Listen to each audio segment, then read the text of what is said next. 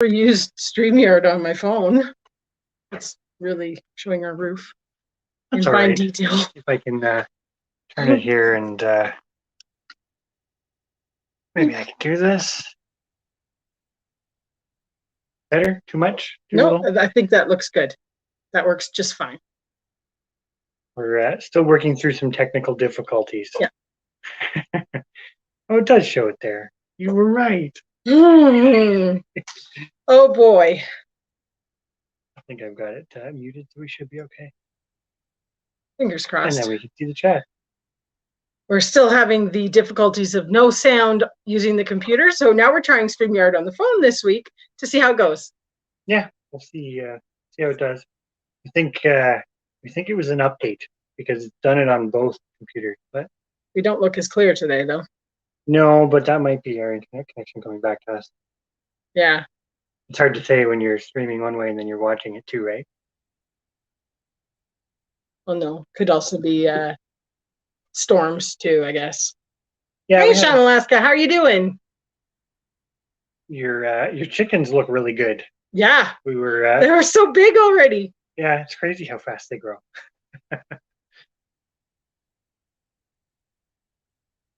Well, now it looks clearer. It must just be it takes a second to buffer itself or whatever. Maybe. I don't know. We're still figuring this all out. We've decided after today and struggling to figure out getting sound that it's time to just buy a webcam. Yep. And a microphone. Yeah, well, the webcam has a microphone. Excuse me? Yeah. I've never bought one. So. I think so. I don't know. I'll have to ask the audience later on. Does a webcam have a microphone? That's how untechnical we are. Oh. It's awesome that, and your potatoes look really good too, because we planted ours late, but yours are quite a bit bigger than a lot of ours. Yeah. So they're looking pretty good. We always, with the potatoes, we always had the best of intentions of getting some planted earlier for picking over the summertime. And we never do. No. We haven't yet. No. We haven't yet. Maybe next year. We'll aim for it next year, having potatoes planted sooner. Mm-hmm. It could happen. Pretty likely to happen, because we won't be, well, no, who are we kidding? We'll still be making gardens. Yes. So how many hours have you got left, Sean? Hey, Indiana. How are things where you are? We just had a big, well, I say big, we had a pretty decent thunderstorm go through. Yes. And some rain. We stayed in the barn. We didn't even make the run from the barn to the house because the lightning was so bad. I was like, no, I'm just going to stay here with my horse. Yeah, I got rid of my hair. You got rid of my hair. Yeah, he got a haircut. It was too hot. I'm like, that's it. Change number 1, get rid of the hair. Yes. Well, been raining for the last 4 days. Yeah, that's a lot then. Yeah. Oh, 870. That's doable. Yeah. You're getting there. It's better than yeah, could be. Yeah. Oh, that's just it. It's kind of funny because the hours, and then as soon as you start, because before it was watching subscribers, and then it was like watching hours, and it seems to go slower when you watch them. Oh. Anything you watch goes slower. Well, that's true, but yes, they've been having downpours on and off all day. Also, everybody's been getting rain. Well, I don't know. Isn't there like tropical storms and stuff that are potentially causing these? Like it came down. Where we are. Yeah. But it came down like crazy today, and it didn't last. Like, I mean, it drizzled a bit after, but the main storm was only what, half an hour? No, it stopped. Yeah, it was like, saying that it's really thundering and lightning over. So if we disappear. Yes, if our internet goes, we apologize. But the one thing we noticed as we walked back, there's a few plants that had gotten a little bit flattened. But I'm sure they'll bounce back, because we walked around today and went, oh, if it doesn't rain, we're going to have to water. Yeah, they planted, I don't know if were they on the tour thingy? The beans? No, we hadn't done it. We hadn't. because I just stood at the barn and filmed the thingy. Oh, film that one. So yeah.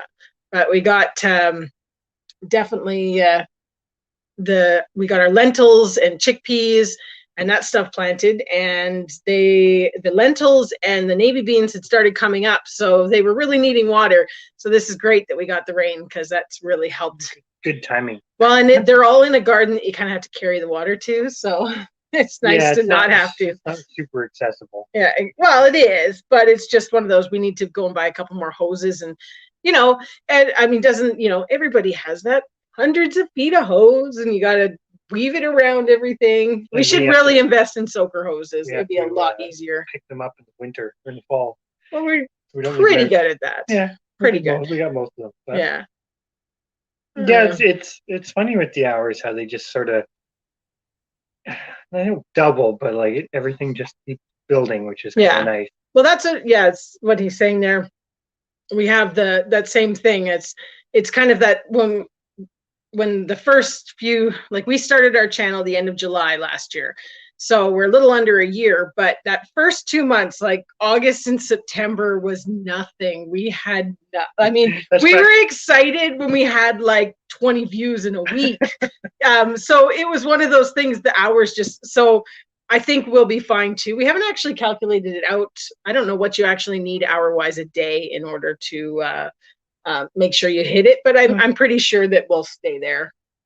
As long as people keep watching. Yeah. Well, and we keep producing. Like, we're not doing our video every day now. We actually stopped that, 3 weeks ago now? We kind of are just doing 3-4 a week plus our live. I think that's still adequate. I mean, we haven't noticed it. We'll give ourselves a break sometimes. Yeah. Well, and it's a busy time of the year, even though there's a lot going on, and you could definitely share a lot of stuff. But no, I agree. It's awesome when you, exactly like you say, you're just about to water, just about to break out the stuff and go do it, and then you get a rainstorm. Because we were actually talking about it this afternoon, because it was supposed to rain yesterday and didn't. It's supposed to rain today, it's supposed to rain tomorrow, I think. And so it didn't rain yesterday, and we're like, yesterday we didn't water, and then this afternoon it was really hot, and we were like, if it doesn't rain, we're gonna have to water at least that one garden. And then it rained. It was awesome. So it was like impeccable timing. Yeah. But he looks back at the stats from last year. Yeah. It's one of those things, though. It's fun. That's the fun part. It's so interesting to follow the journey that you've taken. Hey, Guten, how you doing? Hello. Guten Gardening. That's a channel. If you don't follow him, everybody follow him. He is doing amazing. We just finished watching your fruit video. Yeah, that was a good harvest. Yes, very good for urban gardening. Holy! And we're really excited now that you've tried the figs, the Chicago Hardy figs, because we have 3 of them, and we were actually looking at them. So 2 of them I've repotted or potted up. 1 I haven't, but they all actually have a little bit of fruit starting on them. So we may get to try them this year too, which is kind of fun. I think in total there's 8 fruit on the between the 3 trees. There's 8 fruit. So, and one of them is like the size of getting to be the size of your thumb. Yeah, like it's getting pretty big. Quick. It's kind of cool. Yeah. Hey, urban girl, how you doing tonight? Hopefully you're not struggling from storms as well. We just it's the catch-22. The rain is nice, but I like rain, but not necessarily the storm. It depends too. Like, if you're getting kind of like we were talking about this where we are. This year's been a little different because we've actually got like that kind of rain that it just rains throughout the day, and it's slower, but it's like an all-day rain, and that seems to do better. But last year and the year before, it was like everything was a flash, like tons and tons of rain real quick, and then it just all runs off, or most of it runs off. So I'm kind of glad we've got that little change back to the way it used to be. Yeah. But, hi, Chrissy. I don't know if maybe you said hi. No, I haven't said hi. I was waiting to see how long it took for my phone to get to. I was talking about the Guten Gardening. I was going to say the one thing that we were so surprised with is how fast the tree has grown. I don't know. I've got no concept of what it's going to be like how big it's going to get, but they've tripled in size since we got them. Yeah, they were quite small when we got them. Yeah, so which is kind of cool. Green to ripe in 3 days. Holy cow! We'll have to watch them. Yeah, they're not big enough yet, but they sorry, will it's be. easier for you to scroll on that one than me stick my finger in front of the. Yeah, we've got 2 screens going. So well, yeah. If I look like I'm looking away, I'm just looking at the other screen. It's one of those things. We ended up. We're still using my cell phone, same as last week, because we can't get the sound to come back on our computers to do StreamYard. So we don't know what's happened. Obviously something updated or whatever. So either it's a new laptop or we're going to have to invest in a webcam. But for now, my phone's working just fine. Mm-hmm. Yeah, the 2 to 3 feet per year. I did know they can grow fast, but we were glad to get them because we just happened to go to a garden center and they just happened to have them and they looked good. Otherwise, we probably wouldn't have got them, but we have 3 now, so that's awesome. I should be on that side if I'm going to be in charge of this, but I'm going to put up Sean Alaska's one there too. We can switch. That's okay. Yeah, we're good. Yeah. Well, that's not good, urban girl, that her gardens were flooded out. Yeah. So you must be getting kind of like the torrential downpours. Hopefully it soaked in a little bit between the rains, between the days. So one thing with the figs, it'll be interesting because we're thinking we're probably going to overwinter them probably in the basement where it's cool enough, but we'll see because if they get pretty big. Well, somebody said you could overwinter them in a garage. It didn't matter if they froze, it just had to be dry and whatnot, which we kind of had thought maybe we could put them in the barn, but I don't know. I think they're probably gonna, the worst bit's inside, they're not gonna get cold. Like it's still 10 degrees. We just have to build their porch. Yeah. And put them in the porch. Yeah. We can add another thing to the to-do list. Build the porch. Put the figs in. The to-do list, the dreaded to-do list.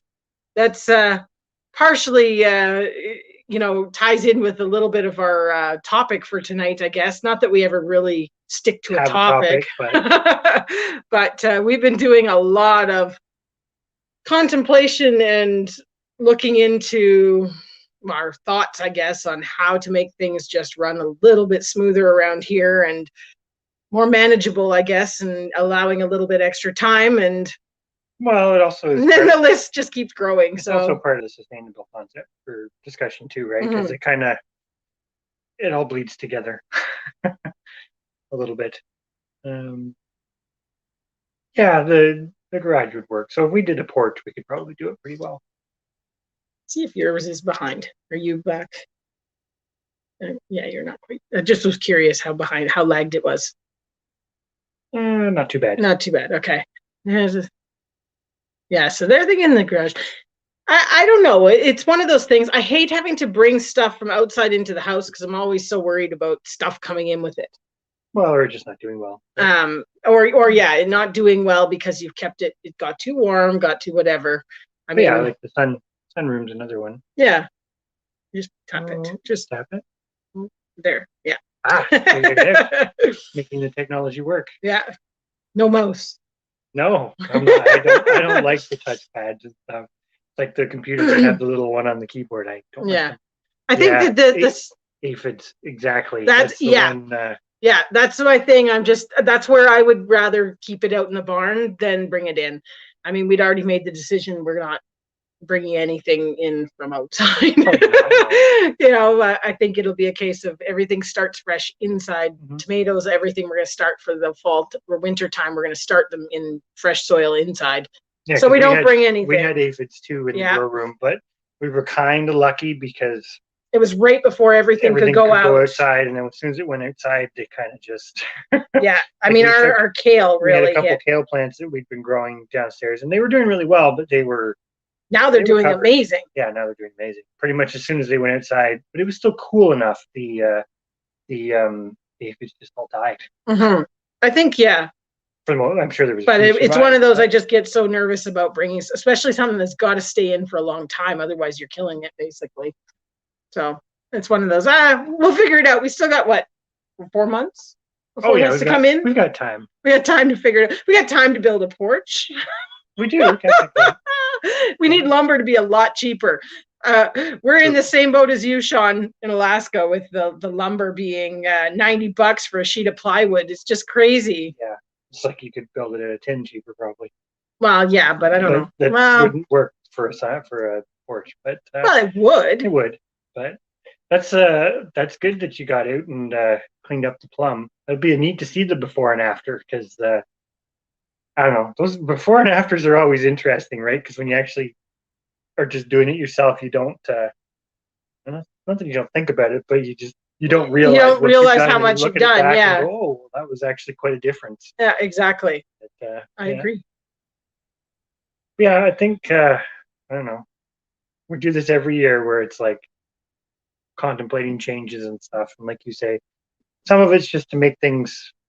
Well, I guess it goes back to those goals we put in the recent video there.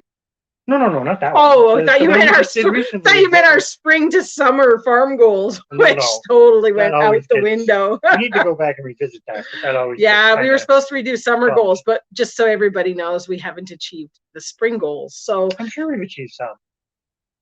We just haven't. I don't know. I don't remember them all. We didn't do pig pens. We didn't do chicken pens.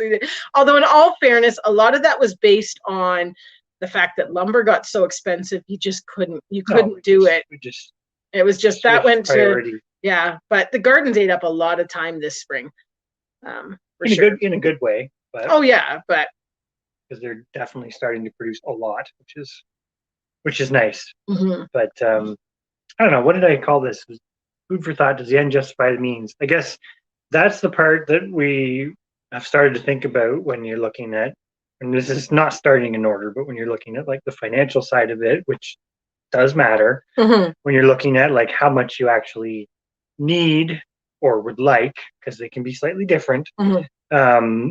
Time, and also sustainability, which is kind of I will say this from the biologist side of me, I almost don't like the term sustainable because I think it gets thrown around a lot more than, and not necessarily always in the right context, but in the context we're talking is like doing it with the least amount of inputs. Not that inputs are bad. It's like what we talked about with put and take. There's nothing wrong with put and take, but it's trying to find a balance between all of that stuff. Is really interesting after all these years of doing this and a lot of experimenting discussion. And it takes you down quite an interesting road. So we're kind of hoping, and we don't think it's going to be a quick change on some things. Some things will be quick, some things won't be. Hey, farmer son, how are you doing? Hello. I'm sorry, go ahead. Oh, just some of it won't be quick because I don't think it can be. Yeah, there's got to be transition in that, but I'm being really vague. I was going to change number 1 was hair. Yeah, the hair had to go. Yeah. He looks a lot. I don't know. I can't decide if he looked younger with no hair or not. I think my forehead looks bigger on camera. It's because you're losing hair. Your forehead is getting bigger as it goes back. It's not going back too badly. Not too badly. Crucy, when you're saying about the walking space around, that is the one thing we love about the sheep going out into the fruit trees. Apples and stuff. It's so wonderful. And even the cows have pruned them up a little bit higher, but the sheep prune them to this beautiful 3.5 feet. Mm-hmm. So you still have to crouch a little bit, but you can cut and prune out any suckers and cut everything and mow the grass and stuff all underneath them, which is so nice because it's great for walking around. It has that has a park-like feel, I think. Well, it makes it easier to harvest windfalls because you can actually get at them. I harvested a whole 5-gallon pail of windfall apples from our one tree today. Yeah, which the pigs enjoyed. They're not ripe. They're not ripe enough to do anything. I ate one. It wasn't bad. Okay, maybe we should. It was. They must be green. So this is this tree is the one. It's in our garden, and we thought it was dead. It's 25, 30 feet high. It's a big tree. It's a big tree, and it was just loaded with apples this spring. And they kept. Last year we thought it was dead. Actually, one huge branch fell off, and there were barely any leaves on it. No apples at all last year. And it's pretty much hollow inside. And the whole trunk is hollow. And we were going to get rid of it, but then of course, I'll say life got in the way, and it didn't happen because we're really good at procrastinating. And anyways, this year that sucker was loaded. Like it was just like you kind of duck when you're underneath it because apples just keep falling off. Yeah. So anyways, the sheep usually eat them all, but the sheep aren't in that pen. So I gathered up apples from that for the pigs today, a whole 5-gallon pail.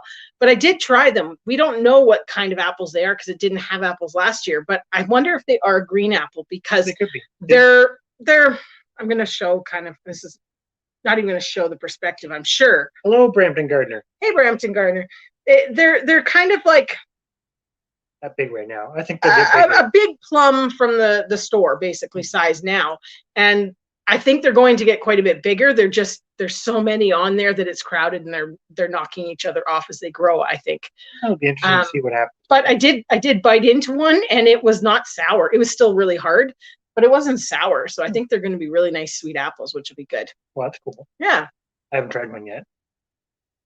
But anyways, that's my little story about the apple thing, because we were talking pruning plum trees, which then went to apple trees and everything else. Yeah, we're definitely I guess for me it's like, does the end justify the means? Looking at some things, you can do all sorts of stuff, but it's kind of how much input, whether that's time, money, electricity, mechanical, you can put you need to put into it to get the end goal. Like what would be a big one? Talking about that with milk, I guess. Some degree. Well, or for us, milk. Oh, actually, a really good one for us is broccoli. Oh yes, we were talking about this today. So, okay, let's hash out the broccoli. Yeah, we'll talk about broccoli. Okay, we're going to talk about so basically the whole thought process we have is we can't do everything. As much as we're dreaming we can, and we're trying really hard to do it all, we can't. And so we're now kind of to that point where we're making lists of everything we are doing, everything that we would like to do, everything that's realistic to do, and everything that kind of doesn't make sense to do. Doesn't make sense, but also everything that does well. Yeah. Because this is the broccoli. Broccoli makes sense because we all like broccoli. We've grown it on and off. Well, for 8 years? Well, more. And never, ever. You've had one good year. I've been successful at growing broccoli. And we're just finding, compared to things like the kales, for example, because we grow the red Russian kale, and then we grow the one that I can never remember the name of. Dwarf curly kale. Dwarf curly kale. There we go. It's not so dwarf. No. Well, it's dwarfish, but it's like they're not the same product, but they're similar enough. Yeah. Because the broccoli just doesn't do as well, and we never seem to get the flowers. And we know you can eat the leaves and stuff, but it's like the kale is such a better investment. Yeah, Brampton Gardner says bail on the broccoli. The broccoli, we have a huge issue with the cabbage white moths, and they decimate the broccoli every single year. We tried to draw in the birds that will eat them, but they don't had years in the past where we don't have the cabbage white, and they still don't do well. Still never kind of goes through. Yeah, you get something. We always get something, but it's just broccoli is kind of it's a silly little example because it's not that time consuming, but it's a great example in that they take up space, and we switched to trying a different kind this year that's supposed to be a dwarf variety. I don't think it is. It's huge. They're pretty big. It's huge. We planted them even closer together and whatnot, and it's just a big jungle. Maybe it will produce. We're giving it the benefit of the doubt, and I'm going to come back to another comment in a sec, but about the red Russian, but I'm just going to put up Indians because she's saying not even in the fall. And to be honest, we've never been organized enough to get it planted in the fall. we were just doing an observation because we've had a really good brassica year. Oh yeah. It has been warm, but it's been wet. And it's also, I'm totally sounding like I'm not making sense. It's been a cooler. Was it May and June? We're cool. Yeah. And normally they're warmer. And so usually by May and June for us, you're getting to the point that all the brassicas just want to go to seed and be done with it. But we stayed cooler and we stayed wet. So it's like our radishes. We actually grew radishes well this year. And spinach and everything. Spinach, well, it's not brassica, but so all of those kind of cool season things have done really well. And we're just looking around the garden, looking at the cauliflower versus the broccoli versus the kohlrabi versus the kale, right? And kind of going, it's something that we were talking to Cliffside Permaculture about. It's like, do we need that much diversity, or are we better to sort of pare it down to the few things that do the best for us and still give us something similar? Mm-hmm. I guess that's where we're kind of at with the balance between being sustainable slash self-sufficient slash relatively decent return on your time and investment. Not that broccoli is expensive to grow, but mm-hmm. Yeah. Well, and I'm going to skip ahead quickly here to Guten's about the spray holding up. Our dilemma has been that it has rained almost every day. Mm-hmm. So we're spraying continuously, but I have a feeling it's just getting washed away. Well, saying that though, the whole garden reeks of garlic. And well, but the big thing is with that garlic spray, once the caterpillars are on it, it doesn't really do anything to them. It's the female. And I've been squishing and squishing. Yeah, but it prevents the female from laying the eggs. So because we've gotten so much rain, essentially it's washed it off. Mm-hmm. Like we've been trying, and it does work. It does help. It's done better on the cucumber beetles. We didn't talk about that, but it does work to a degree on cucumber beetles as well. And for some reason, it seems like it's working better on them than it is on the cabbage whites. Yeah.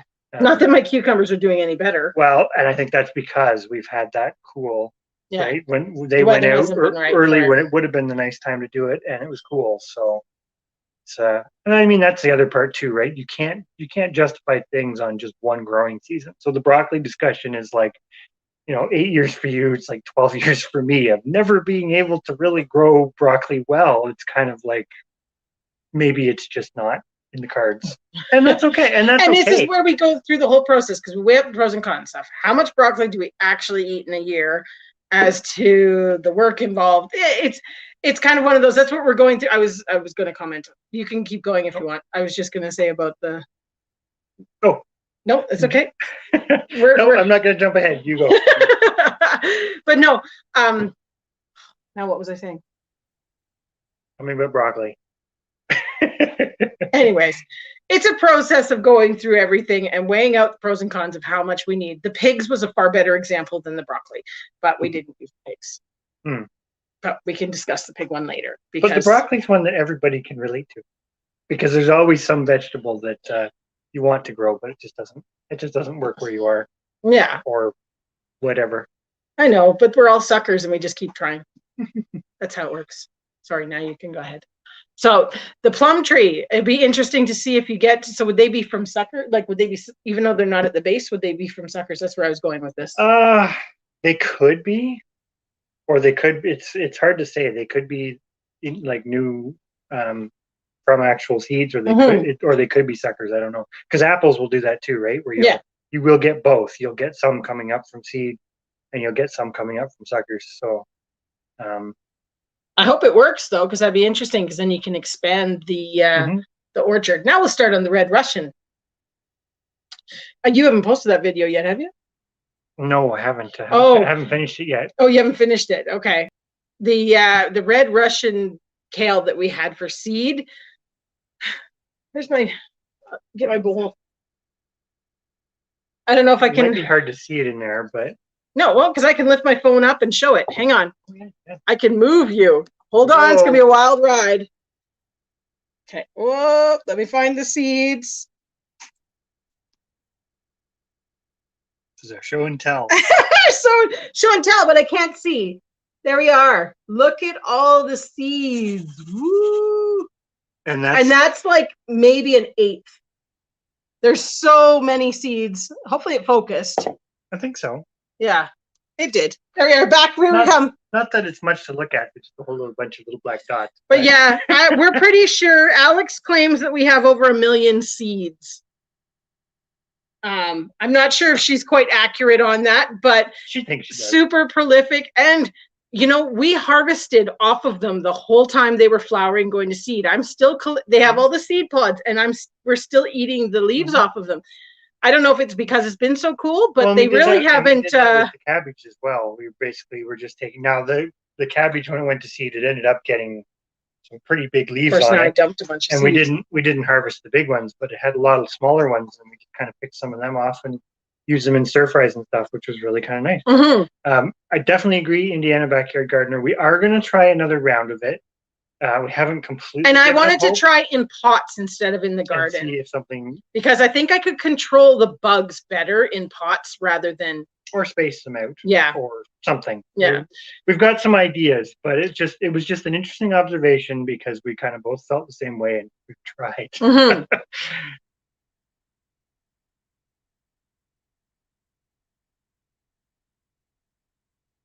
Whoa, you're just hitting them all on. I know, my fingers are too big. But, hey, Gypsy and Vanilla Grilla, how you guys doing? It's definitely, I will say though, letting some of the plants go to seed. Now the downside is you have to let multiples go, but when you do multiples, like we're really excited for the kale and the cabbage to try sprouting them to use as microgreens, because if we can produce potentially thousands of seeds, then we don't need thousands of seeds to replant the plants to get the other product. So something to try. I think I'm pretty sure between the cabbage and the kale, we will have millions and millions of seeds. Oh, I think so. But they were so prolific, and I mean, I haven't even looked at the ones that are over by the garlic. I'm sure that they've gone to seed and dropped seeds everywhere. And they probably have. Like you said, they'll just come up again. So that's the nice part. It doesn't matter if they do. Well, I had purposely left my arugula. I think there's 8 plants to go to seed, and we were collecting the kale seeds, and I forgot to go back and check on them. And 2 days ago, I went to check, and they were all burst open. So now I'm like, well, I guess I won't have to seed for fall. We'll just let them come up again. And I do have enough seeds from last year, so if I don't get seeds from the next batch, it's not a big deal. It's just I always like to get more seeds. It's an obsession. Well, it's another crop, really. But yeah, I'm pretty sure you will. Yeah, same thing with the spinach. We have thought about putting the bags on them, but what ended up happening was like they had crazy huge stalks, and parts of the stalk were getting to the point where they were basically ready to open, and parts of it hadn't even changed color yet. So, but it's because we planted them way too dense. We had I think I'm pretty sure it's 18 red Russian kale plants go to seed. And there's 12 cabbage and 18 red Russian kale. And then there's onions and carrots going to seed in the same bed. It's just a massive seed bed. So hopefully we catch everything in time. Pretty sure we will. The carrots are doing really Otherwise, it'll be a real surprise next year. Well, you will get some volunteers, but that's okay. Oh, yeah, because there was a lot of kales that popped open as I was trying to untangle them. So there will be kale growing in that garden.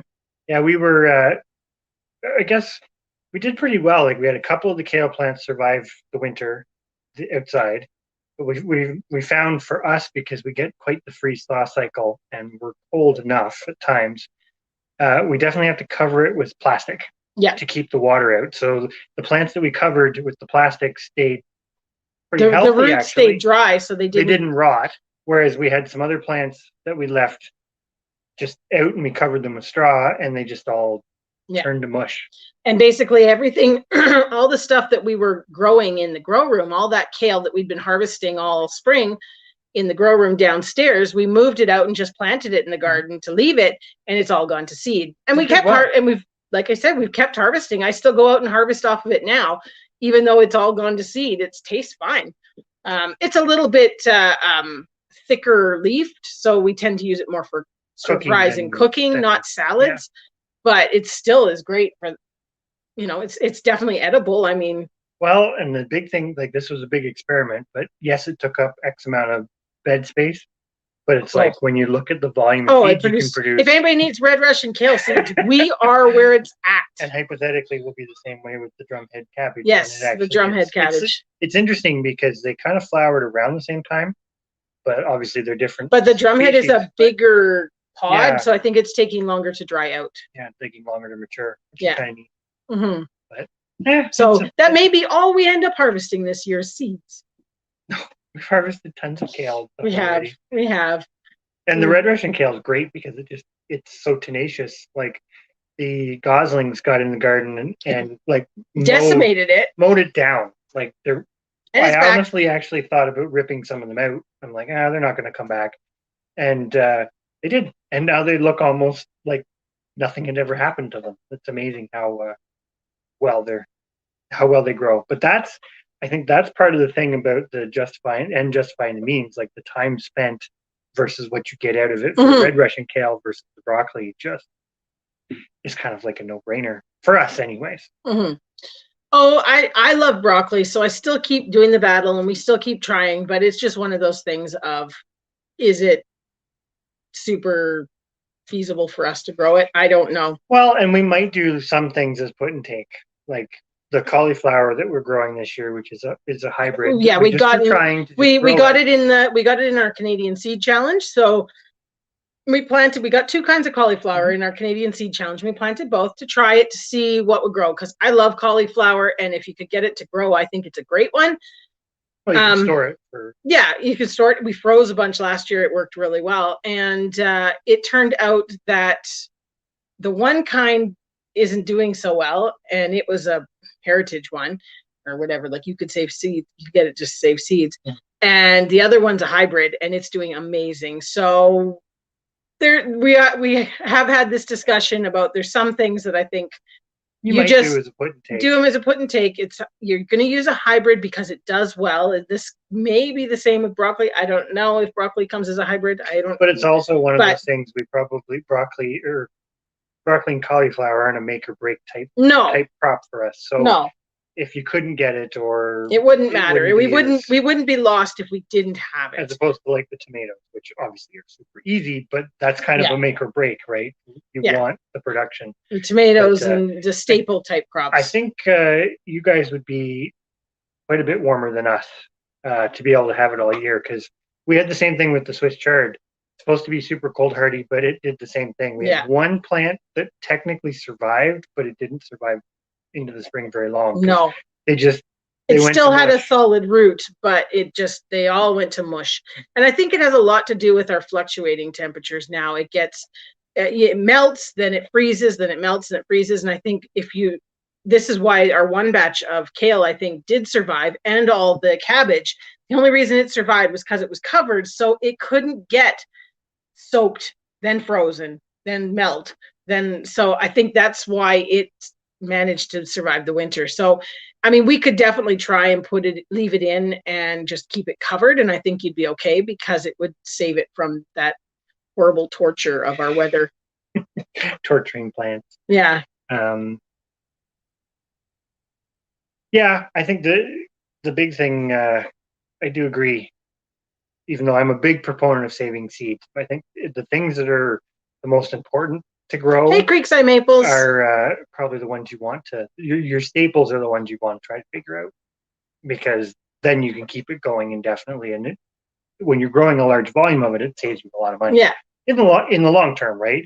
A couple of dollars for a seed pack doesn't seem like much, but if you do that for 50 years. Well, and this is where we just say it's one of those things. If you can find a hybrid, like if you can't get the crop to grow, doing all of the seed saving and everything else, if we can't get an heirloom type one to grow, if we've got a hybrid that will produce us a good value of our volume of a product, the benefit outweighs the fact that we use the hybrid and have to buy seeds. But that's after doing. This is an ongoing disagreement. That's after doing the assessment of, is it really worth it? Yeah.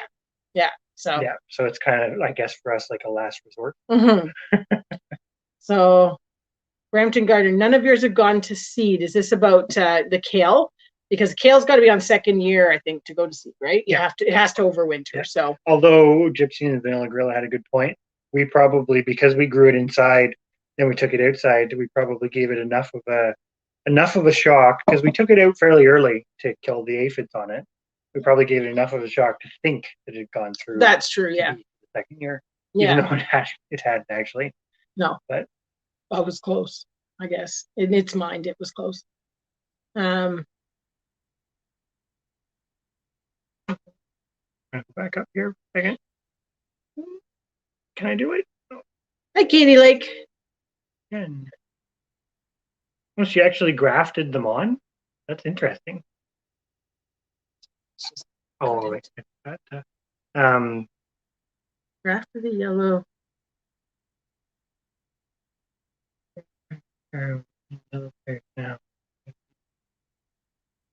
Huh.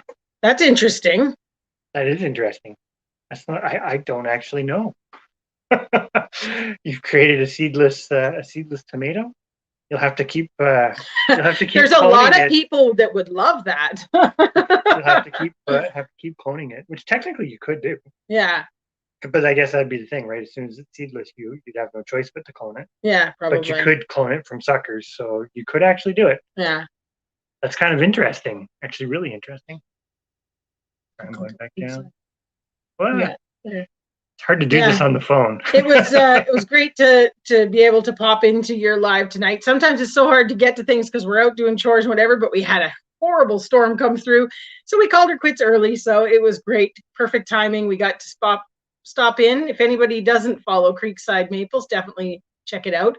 I am not I'm not on my thingy to be able to type stuff because we're on our phone. Wow. It's a little screen. Have a good night, Brampton Gardener. Yeah, thank you for coming in. Yeah, that's a good way to put it. You're finding what you actually use, adding a few things that you might want to try, like they're saying, and finding out what you can keep going. It's like for us, the one thing we do want to keep going that's a bit weird is the sugar beets. Because they're hard to get. It's not expensive, but because they're hard to get, it's like that makes sense if you want that to be I shouldn't say staple, but if you want to grow that every year, it's far better to try to do that.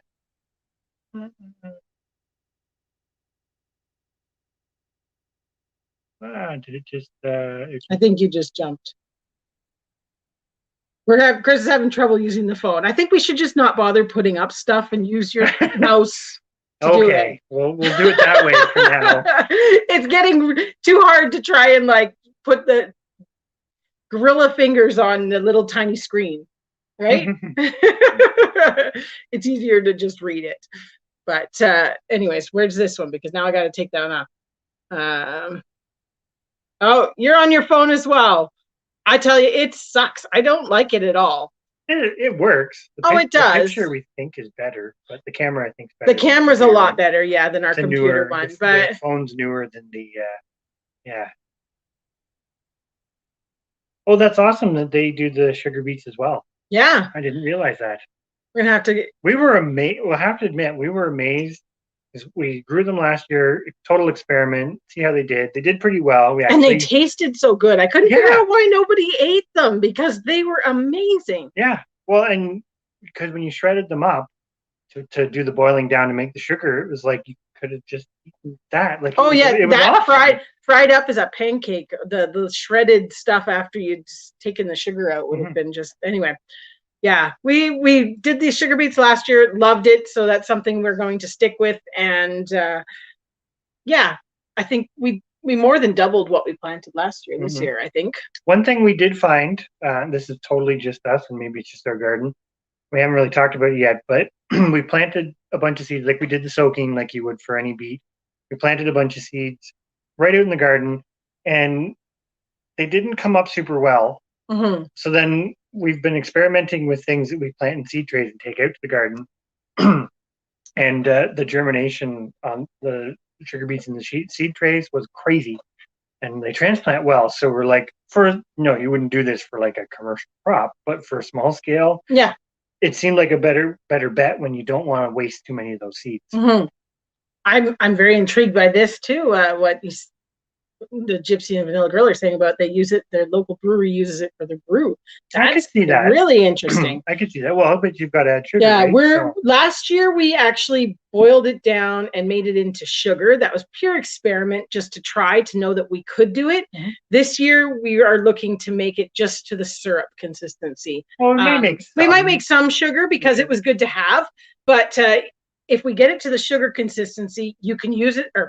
Syrup. You can also continue to boil that down into the sugar if you decide you want to at a later date, but I can can it as the syrup and it'll keep. So I am kind of, intrigued to try and do that, because we did eat some of it as the syrup. Another subscriber that we have, Bettina, she definitely promoted it as do the syrup. I can't remember where the syrup was from. Germany?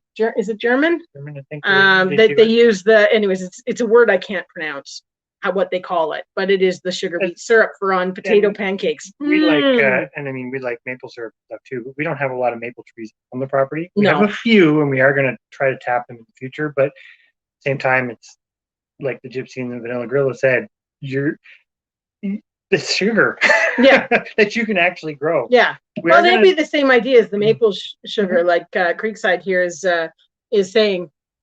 Maple sugar would be the same basic principle as this. But, and I definitely would see the longer you sit it would crystallize.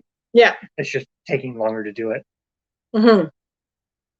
But no, I think it was a great experiment, and we might try this one. I think is a bit more involved. We might try the sorghum. I don't know if I say that right. Sorghum. I'm pretty sure it's sorghum. We purchased some seeds from Mennonite sorghum, which is supposed to be another one you can use for sugar. But I have a feeling compared to the beets, it's a bigger process. So we may use it more as an animal fodder and for the seeds, because you can technically make flowers and stuff out of seeds too. This is kind of the mindset of, what do I always say? It's like picking things that if you didn't have like animals, it works this way, but even plants, if you didn't have the subsidies to be able to water it or purchase the feed to do it, you could potentially still do it. It's like very subsistence type things, which kind of, when you're doing it on a real subsistence level, you probably can't have the same diversity in some ways. Okay, so maple bourbon sweet heat pickles. You need to do a video with this recipe. Yes. That sounds amazing. Now, well, you might actually eat those pickles. He doesn't like dill pickles, and you don't mind them, like, but you're not a big pickle eater. But yeah. Except for pickled turnip. I do like pickled. You do like the pickled turnip. I eat a lot of pickled turnip. And our turnips are actually doing really good so far this year. Yes. Creekside's done the sorghum. Very interesting. I haven't really looked into the processing of it because I know it's a little different, but definitely something we want to try. The seeds we have, because you did plant it. We planted them, but they're a couple of years old, and I know it doesn't keep as well. So we were lucky. What we get, about 30 plants? Or we planted? No, you got more than that. More than 30. Anyways, we didn't get great germination, but the seeds were like 2 years old, some of them. So not bad. And then from now on, we should be able to keep it going, no problem. Yeah. Which is the other thing that's kind of nice. I don't actually know if they are good. I mean, here I think we'd have the same dilemma. Now, saying that, I'm from out west. I'm from Manitoba, where I mean the sugar beets were in the ground till first frost, and then they were just piled on the fields. But I don't know if they would still grow after that though, because that's what I mean. Like they're piling them on the fields. When they freeze, doesn't that change the sugar content too? Somehow it makes it sweeter once they've been frosted a bit. Yeah. You are right though, because I know in some areas they do use it as a cover crop. I just don't know. We might be pushing it. I don't know. Maybe not. I'm hesitant this year. I think because we're going to, from our first batch, we're definitely going to select. I'd like to select like 15 or so good sized roots to store for seed for next year. Probably going to bring them into the basement though, because I don't want to risk losing them. But then once we have a lot of seeds, it would be interesing to do the experiment of will they stay in over the winter as a cover crop. I want to say though, remember that place we used to drive by where we used to live, and they had the sign out in their field because everybody kept asking what they were growing in the middle of winter, and it was radishes. No, it was fodder beets. No, it wasn't. It was radishes. Yes, it was. It was a type of radish. Fodder radishes. I'm pretty sure it was fodder beets. I don't think so. It was fodder beets. But I'm going to put up Newton's one. Oh, what is that? The simple answer is no. No. We have not, but we're going to write that down and look that one up. K. Yeah, the sorghum is more like it goes more to like blackstrap molasses, I think, if I'm not mistaken. could be wrong on that. But whereas the beets is more like we still have it's like that nice. It's not golden, but it's more like golden brown sugar. It doesn't seem to have the heavy molasses in it I'm when you intrigued bring it down. by this kimchi thing. Creekside's got some as well that they just did. We've never tried it. But we found out we can grow radishes. So if it's made out of radishes, we'll have to look up your short on that. You have a Yeah, he says he's got one on it. So we will look that up and we will see if we can do that because I think not that long ago we were talking about how we've got a pitiful track record with radishes, and we actually did really well this year with them. Hey, Deborah, how you doing tonight? And we definitely found, because we've talked to a bunch of people, that they were really good cooked. So yeah, I don't like them, and we did. I gave them benefit of the doubt, and I did try some raw just to see. Didn't like them, but cooked, wow, they were really good as roasted veggies. Was it Cherry Bell? Was one, I think. I want to say it was Cherry Bell, and then package the white, over there. The white icicle radish were the two that we've done pretty well with so far. So we're going to try to keep those going. We have a bunch of what I think is the Cherry Bell. We have a bunch of them going to seed. I'll grab it. It's great. I should be able to. Am I right? No. No, it's something different. You always save the package just in case. It is Scarlet Globe. Scarlet Globe. Okay, I was close. Not really. Not even close. Not even slightly close. But yeah, so the Scarlet Globe passed test, and we now have them. We ended up. I left about 20 radishes out there that are going to seed, so that's good. So we can replenish our packet. We're on the fence on the icicle radishes, whether we'll stay with them or not. They did okay, but they weren't our favorite compared to the other one. And you still have one more to try. Yep. Well, and we also have the Easter basket ones. Oh, yes. But aren't they a mixed kind? Well, I think they are a couple different ones. But this one's sorry, I'm gonna put up. No, right ahead. This cane sugar, that will be interesting. I didn't know we could grow that. We can't grow sugar cane here. The real sugar cane. We're going to try cane sugar next year. Greenhouse. Okay, that'd be interesting to try. I suppose, if you're starting in the greenhouse, you might be able to. Yeah. That'd be interesting to try. I just know you can't. We will have to follow that one with you to see how it goes, because. And where you're going to get it from? That's the other interesting part, because I've never come across the. Yeah, but it's if you are determined to find seeds, you can find them. That's true. That's very true. I'm going to go back up to. Up on the computer. Yeah, he's like, I'm not doing. That's good, Deborah, about your peppers. That ours are doing the same thing. The rain and the heat that we've gotten recently has really it kind of did nothing for 3 weeks after we planted them out. Some of the ones that we planted out earlier, they almost did nothing, and then now they got peppers. But the plants were so small that the peppers were growing long and lying on the ground because the plants weren't growing. And then all of a sudden we got the heat this last week and a half, and the plants have just gone pop. Really? Yeah, they really have. But no, we definitely, because on the radish thing, because we've never been successful at it, after cooking them, we're converted. And it's simple, right? Because they're basically an annual. You can just kind of keep it going. Yeah.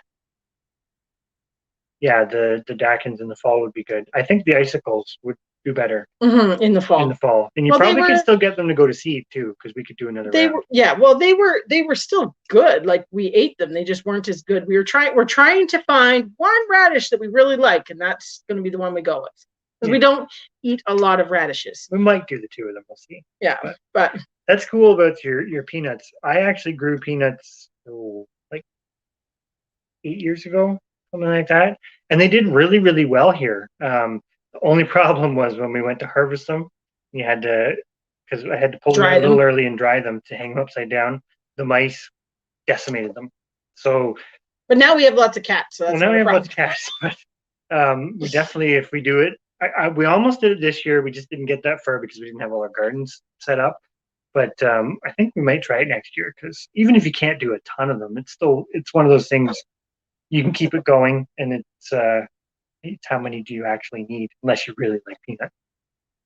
That's the other thing too about finding the balance, because there's some things, like vegetables are a big thing for that way. There's some things where you you want a lot because you're going to try to carry it over all the way through the year until you get it again, and you're going to use it as a staple. And then there's other things where it's like, it's kind of like how herbs, right? Most herbs you don't grow in massive quantities because you just don't use that quantity, but they're easy to grow, so it's not too bad. But it's finding that in the annuals, it's finding that balance, because I think diversity is different when you get into like the fruiting plants, because if you can have a variety of different berry bushes and fruit trees and that sort of thing, that's not so bad, because once you get them established, your maintenance is usually a lot less. Like you might be once or twice a year and then you harvest, as opposed to the annuals where you're doing not for everyone, but like squash is an example where you don't really do anything except harvest it, plant it and harvest it. But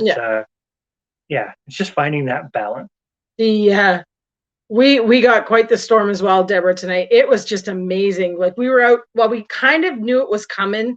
Well, we knew it was coming. and we kind of were like, maybe we better go in, because the sheep were still out on pasture and the electric fence was on and everything. We thought we better go and just shut things off. We actually decided to keep the cows and the horse go out at nighttime, and we actually decided to keep them in the barn tonight because of the storm, because we didn't want to have to turn the electric fencer and everything on. But we were out there rushing to do chores and get chickens in and everything, and you could just see it was just like a black line coming off of the St. Lawrence and just moving.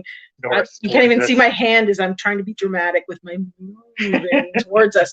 But it was just, and the thunder, you never really saw lightning until it was right above us, yet you could hear the thunder, and it just kept rumbling, and it kept getting louder and louder, and you knew it was going to be a doozy. But it was definitely the best one we've had this year, at least that I've been awake for. We might have had bad ones at night. I don't know. I slept through them. I don't think we've had that many, but no. We might try the French breakfast, because I know you've said that before, Indiana, that it's a good one, and we've never tried it. I've never grown it, so we might give that one a try as well. Capers, that's something I did look into them at one point, because they're a perennial bush, I believe, that likes a fair bit of salt. I don't know anything about their hardiness or any of that sort of stuff. No, but it'd be one of those things. If you could find them and grow them and just kind of have them, they make sense. It's kind of like the food forest idea of, I have it, but I don't have to do a lot with it. Those kind of things are out.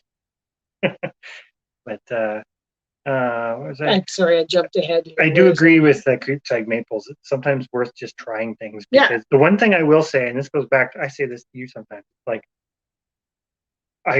talking to my one grandfather who used to be a dairy farmer in our area, not in Canada, but in our area, he was one of the first farmers to grow soybeans, which now everybody grows soybeans, but he was at that time, which would have been, oh gosh, I don't even know, well, a fairly long time ago.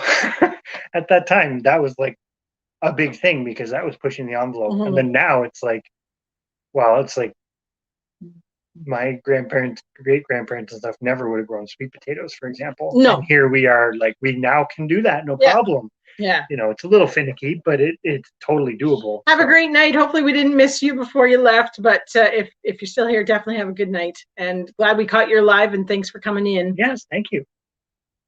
Fresh peanut butter, yes. But how many peanuts would you need to do that? That's the big question, because have we ever looked that up?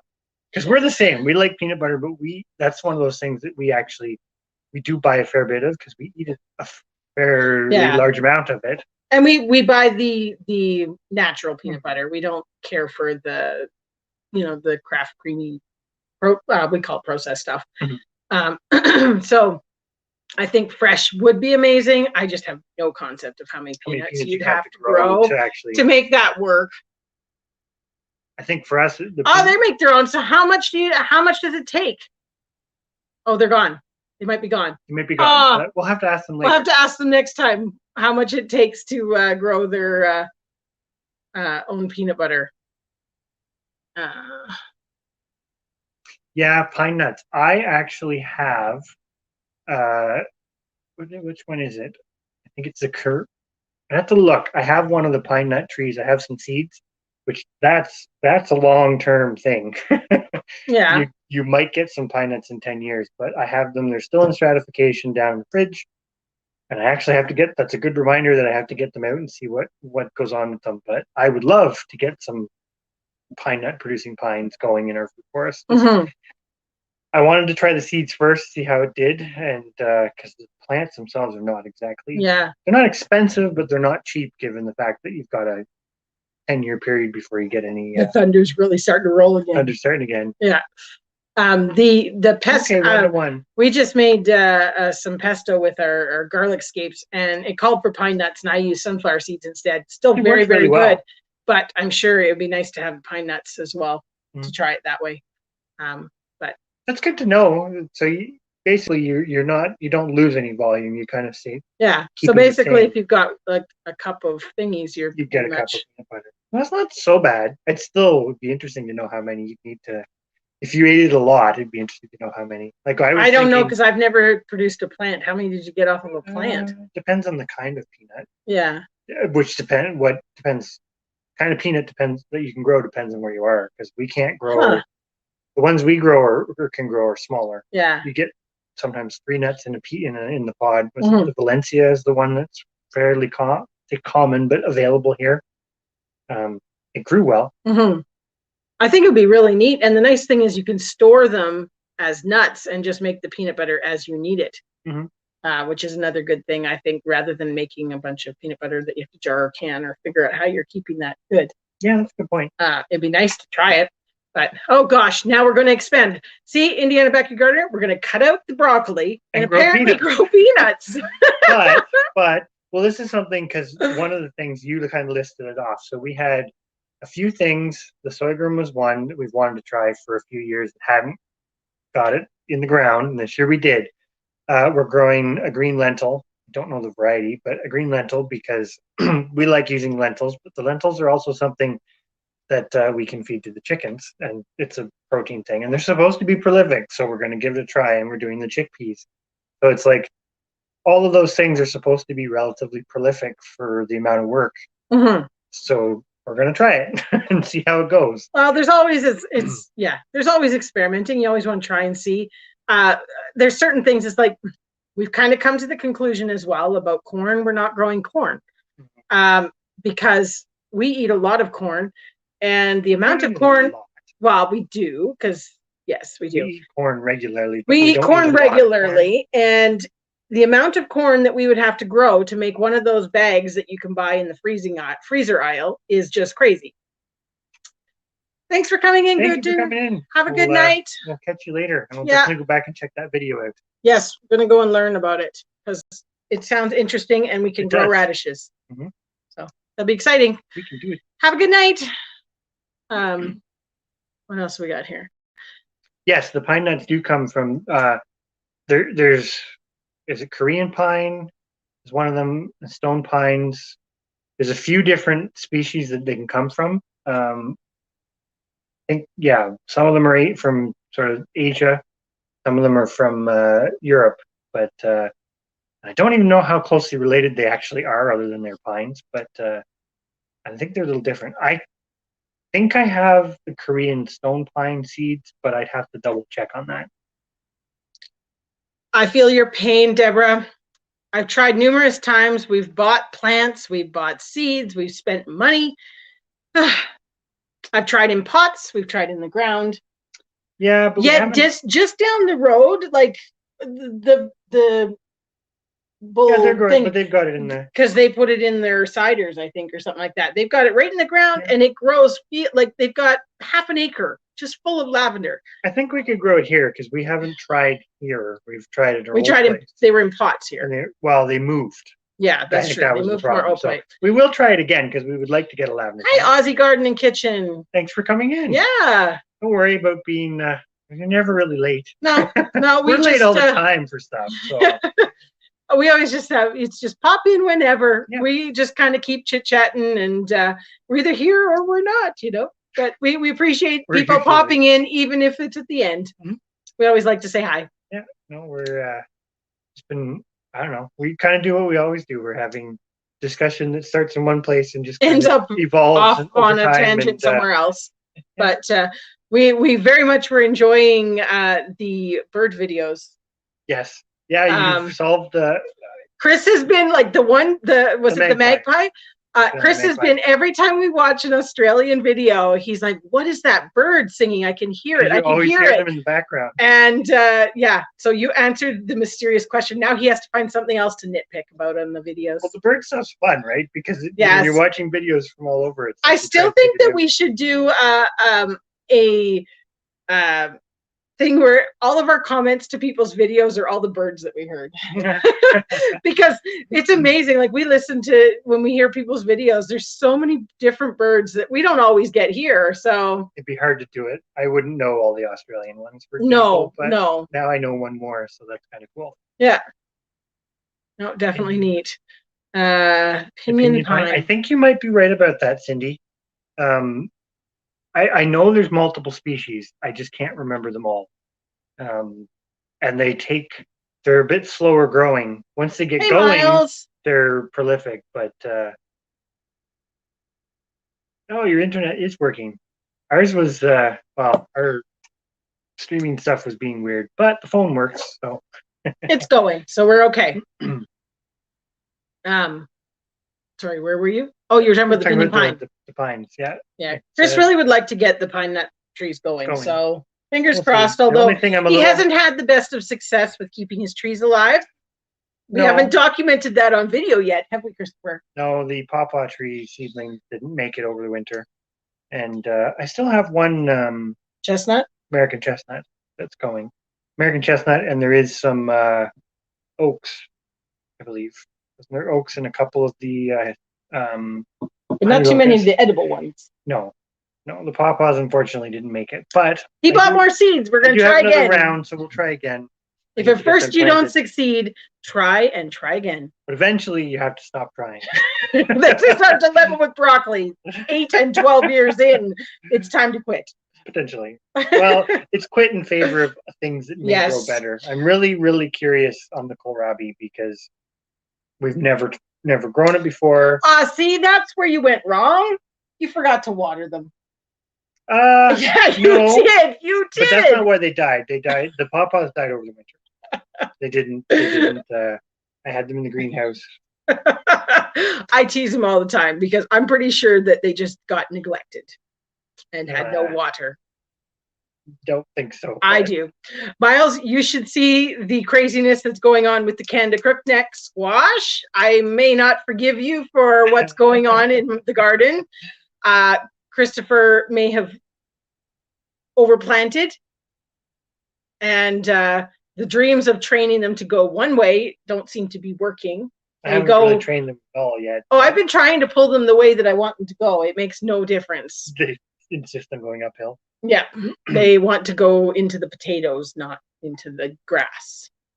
We did keep the pawpaws somewhere protected because they don't like the strong light when they're young. I do know that, but I think it was the winter killed them. Again, I don't know. It could have been the freeze thaw because we did have them in pots. So in the next round, maybe we will just sort of put them out, plant them in an area, and just sort of. I think you should just do a raised bed and plant them in a raised bed, and then that. Well, they're not big on getting transplanted, so I almost wonder if it's better to just take them to the root forest somewhere and plant them. Yeah, and see what happens. It is what it is. They live or they die. We'll Survival of the fittest. Haven't quite figured that out yet, but yeah, but Indiana says pin them down for your squash. I'll start putting stuff on the. Put rocks. Yeah. Oh well. Chris had the great idea. How many do you? It was 54. 54 Canada crookneck squash plants. Something like that. So and that's just that kind of squash. In my defense, the last couple of years between moving and all this other stuff, we haven't done fantastic on the squash because we just haven't. Like last year, we didn't really get much in. Did we harvest any aside from the yellow crookneck? That was the only one I think we got. Yeah, we ate the one big blue one. Okay, but the squash got completely neglected. We didn't really plant anything. So I've been in squash withdrawal. So I went nuts. I'm like, I'm getting it planted this year. So we have quite a bit of squash. 50 is enough for a whole acre, Chris. Whole acre, Miles says. Let's get that up here just so that it's documented. Proof. Yep. It's going to be a fun garden. Well, there we go. There we go. Well, and maybe we should put some sort of blockade, like put a panel or something that they can't grow through. They'll go over it. They're squash. Have you looked at what the oh, it's grabbing all over the it's all up the rabbit cage. I keep untwining it from the rabbit cage. Yeah, we have one that I don't know if anybody's watched, but the video of James, he started some squash plants in the house really early, and we put them out, and they've grown up, and then they've grown over the roof of the rabbit hutch, and they're all twined on the front of the hutch. Provides them with really nice shade, but it's becoming a monster. Yeah. Let's see. Miles is saying, pull some out, seriously. Well, the one thing I will say, I'm curious because it's sweeter. I'm actually a little bit curious whether we can use it as a livestock food, because I think I'm curious because he just wants an excuse to keep 54 plants. No, if the in 54 plants, okay, in a 50-foot row, like there's 54 plants planted in a 50-foot row. Now, the only advantage will be that they might not grow as well because they're so close together. So maybe we won't get as much per plant because they're just going to spread like mad. Going to have a mad. The tractor will have to go. Oh, that's the other thing. We've made a decision. We're getting rid of the tractor. Hey, Thorhaven, you're still up. Yeah. Wowzers. Getting late for a Tuesday. Yeah. But we thought we might have to switch the weekends to catch everybody. Wink, wink. Well, weekends is like, relax, have a drink, sit in a late live. We relax on the weekend? No, we don't relax. But anyway, sorry. So the squash, yes, gonna be trouble. But I am curious though, because butternut squash, we found like the sheep and stuff don't really like it. But I'm curious on the Canada crooked-neck, because it's a bit sweeter, whether they may actually eat it. So we'll see. That's a watch this space. See, he's telling you, you did it. You didn't. But see, the nice part of it is where they are. Well, we're hoping to kind of pull them towards the grass. If we keep pulling not pulling. It's just the speed with which they're growing. You have to go out and check like twice a day and pull the plant. But that's the kind of vegetable you want. You want something that's going to grow like a weed. Yeah. I missed something here. Oh, there. That's what I was going to put up. He was doing honey. Oh, nice. Well, 46 pounds is pretty sweet. That is pretty good. We were just all talking about different sugar stuff and forms of sugar. Well, honey, syrups and. Well, I have seen some of your bee videos. I haven't watched any of them yet, but it's in our what's that thing you watch later? Watch later list. Yeah, I do want to watch them because the bees are something we've always thought about. It's just definitely in our trying to look at making things simple in the short term. We probably aren't going to do bees. Yeah, but maybe in the long term. Bees make me nervous because it's a big investment to get into, and around here, nobody seems to be successful with it. No, they're constantly having to buy more bees. And our one neighbor does grow corn and soybeans, so stuff's getting sprayed. Yeah, and he's pretty close, so it'd be pretty tricky. Purving squash, for the most part, we don't. We just store them downstairs. We harden it off, and then we store it on wire racks, not touching each other, and it seems to keep really, really well. And we tend not to stick with the squash that doesn't keep. If it doesn't last that way, we get rid of it, and we just consume it as we need. I do make like butternut a little bit. Well, yeah, a little bit, especially the summer squashes. We freeze a lot of summer squash, but I make butternut squash soup and that sort of thing, which you can freeze, but you can't really can it.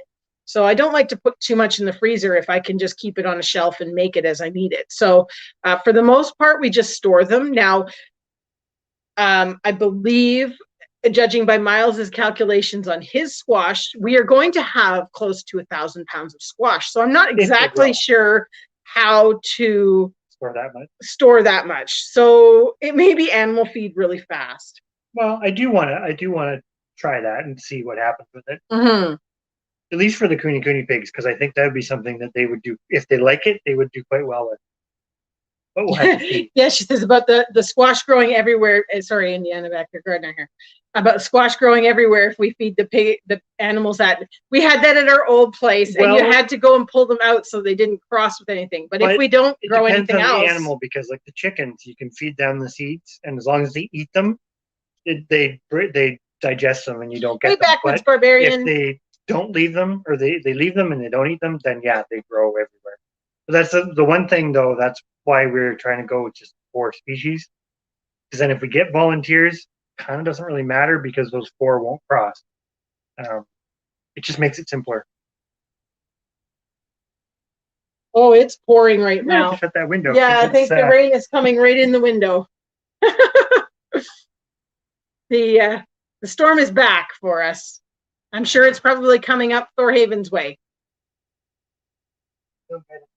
Yeah. Is there a butternut soup video up? I do not have one.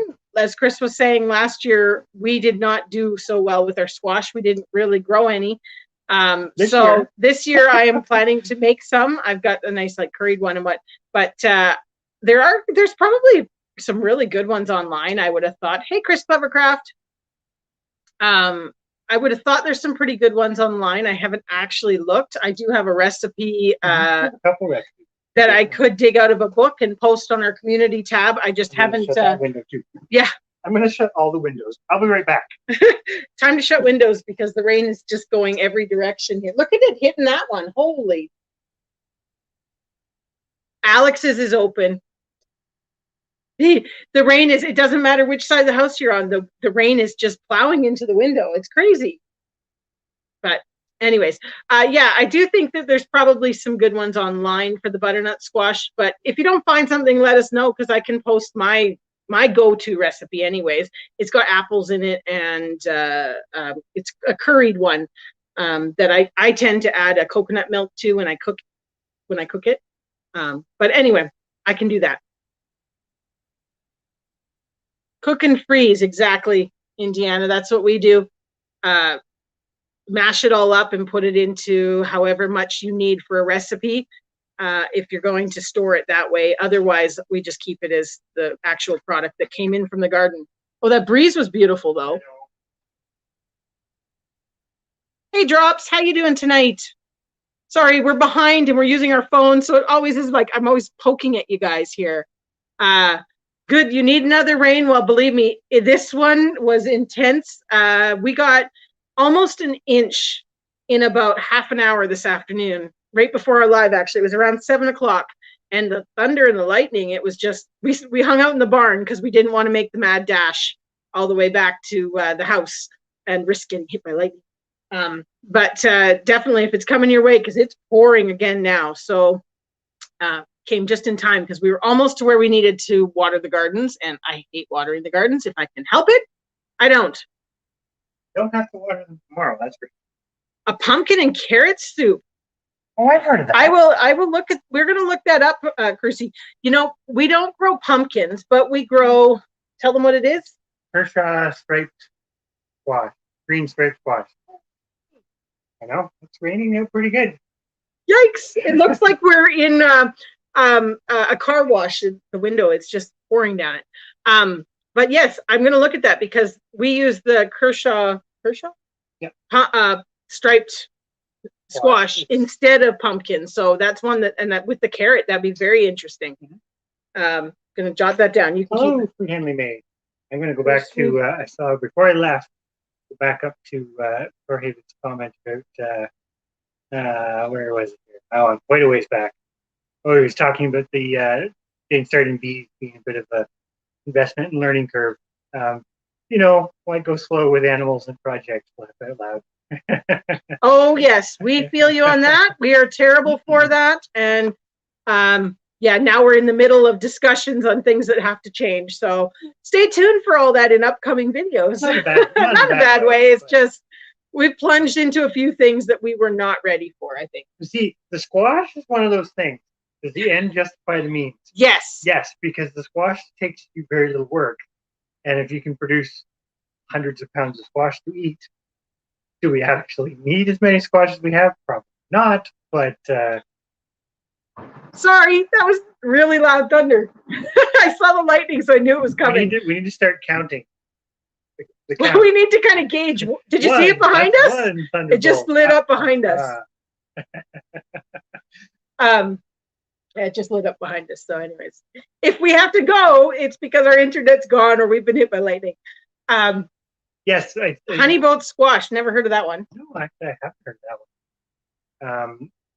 And yes, Indiana Backyard Gardener. Now it jumped. I'm probably saying it wrong, but what you wrote is the right squash. We did grow the Tennessee sweet potato. Kusha. I never say it right. I don't know. We just make it up as we go. But I have some seeds from a couple of years back, and they grew. So hopefully. Oh, Drops bakes the butternut squash with onion and Granny Smith. But then, see, that's still one of those things. I wouldn't do that ahead. I would just store it as the squash and do that as I want to with my meal. That's the one thing I do love about the winter squash is I don't have to do anything. But it's a double-edged thing because you don't have to do it all when it's ready. But if you're cooking one, it's nothing to cook 2 or 3 of them. And then just chuck them in the freezer when you're doing it. You make a bigger batch of it, eat what you want, and freeze the rest. That's another thing that's kind of nice about it. Then you're not keeping all of it in the freezer. Well, she had an orange and white one. Ours are like a they do minty.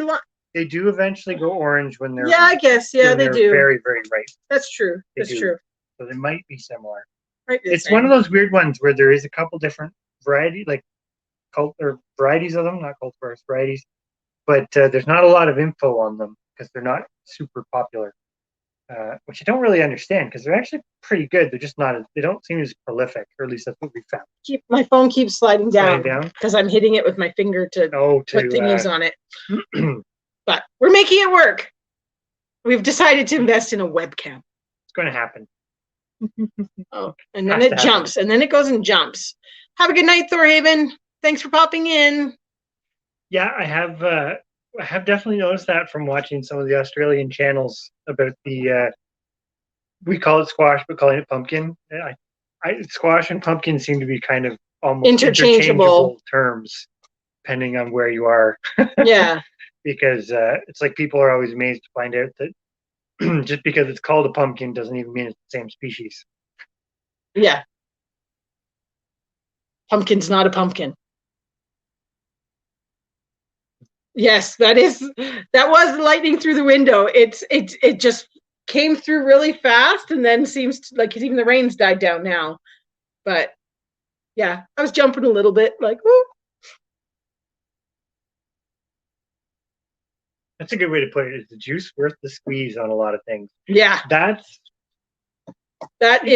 It's one of those things. We'll just say it again. It's not like we're in dire straits or planning to. It's just we're reevaluating. To be very blunt about it, we're just reevaluating. What do we need? What would we like? How much time do we have to do all of the things? How can we make something simpler? Well, and how much of it was,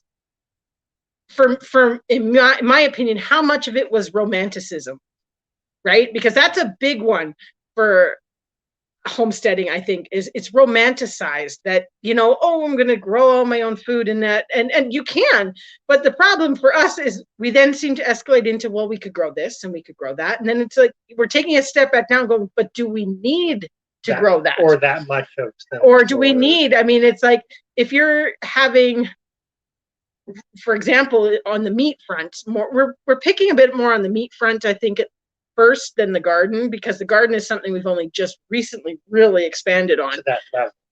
But it's like we have chickens, geese, sheep, rabbits, pigs, cows now.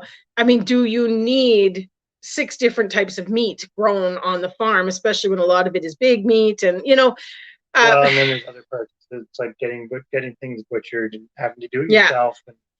And just kind of that whole thing of, like you say, when is it time to just say, maybe I'll just buy that if I really want it, because or can you produce enough on the other things that you actually don't need it. But so it is definitely quite the lightning is still going behind us.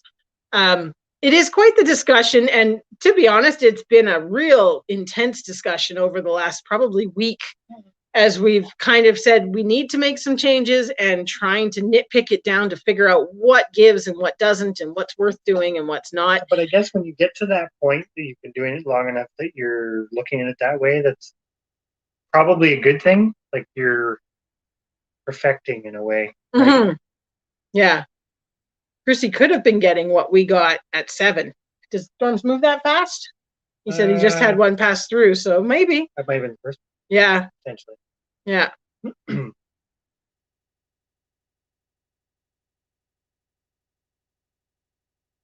Oh, the cat in the background sleeping.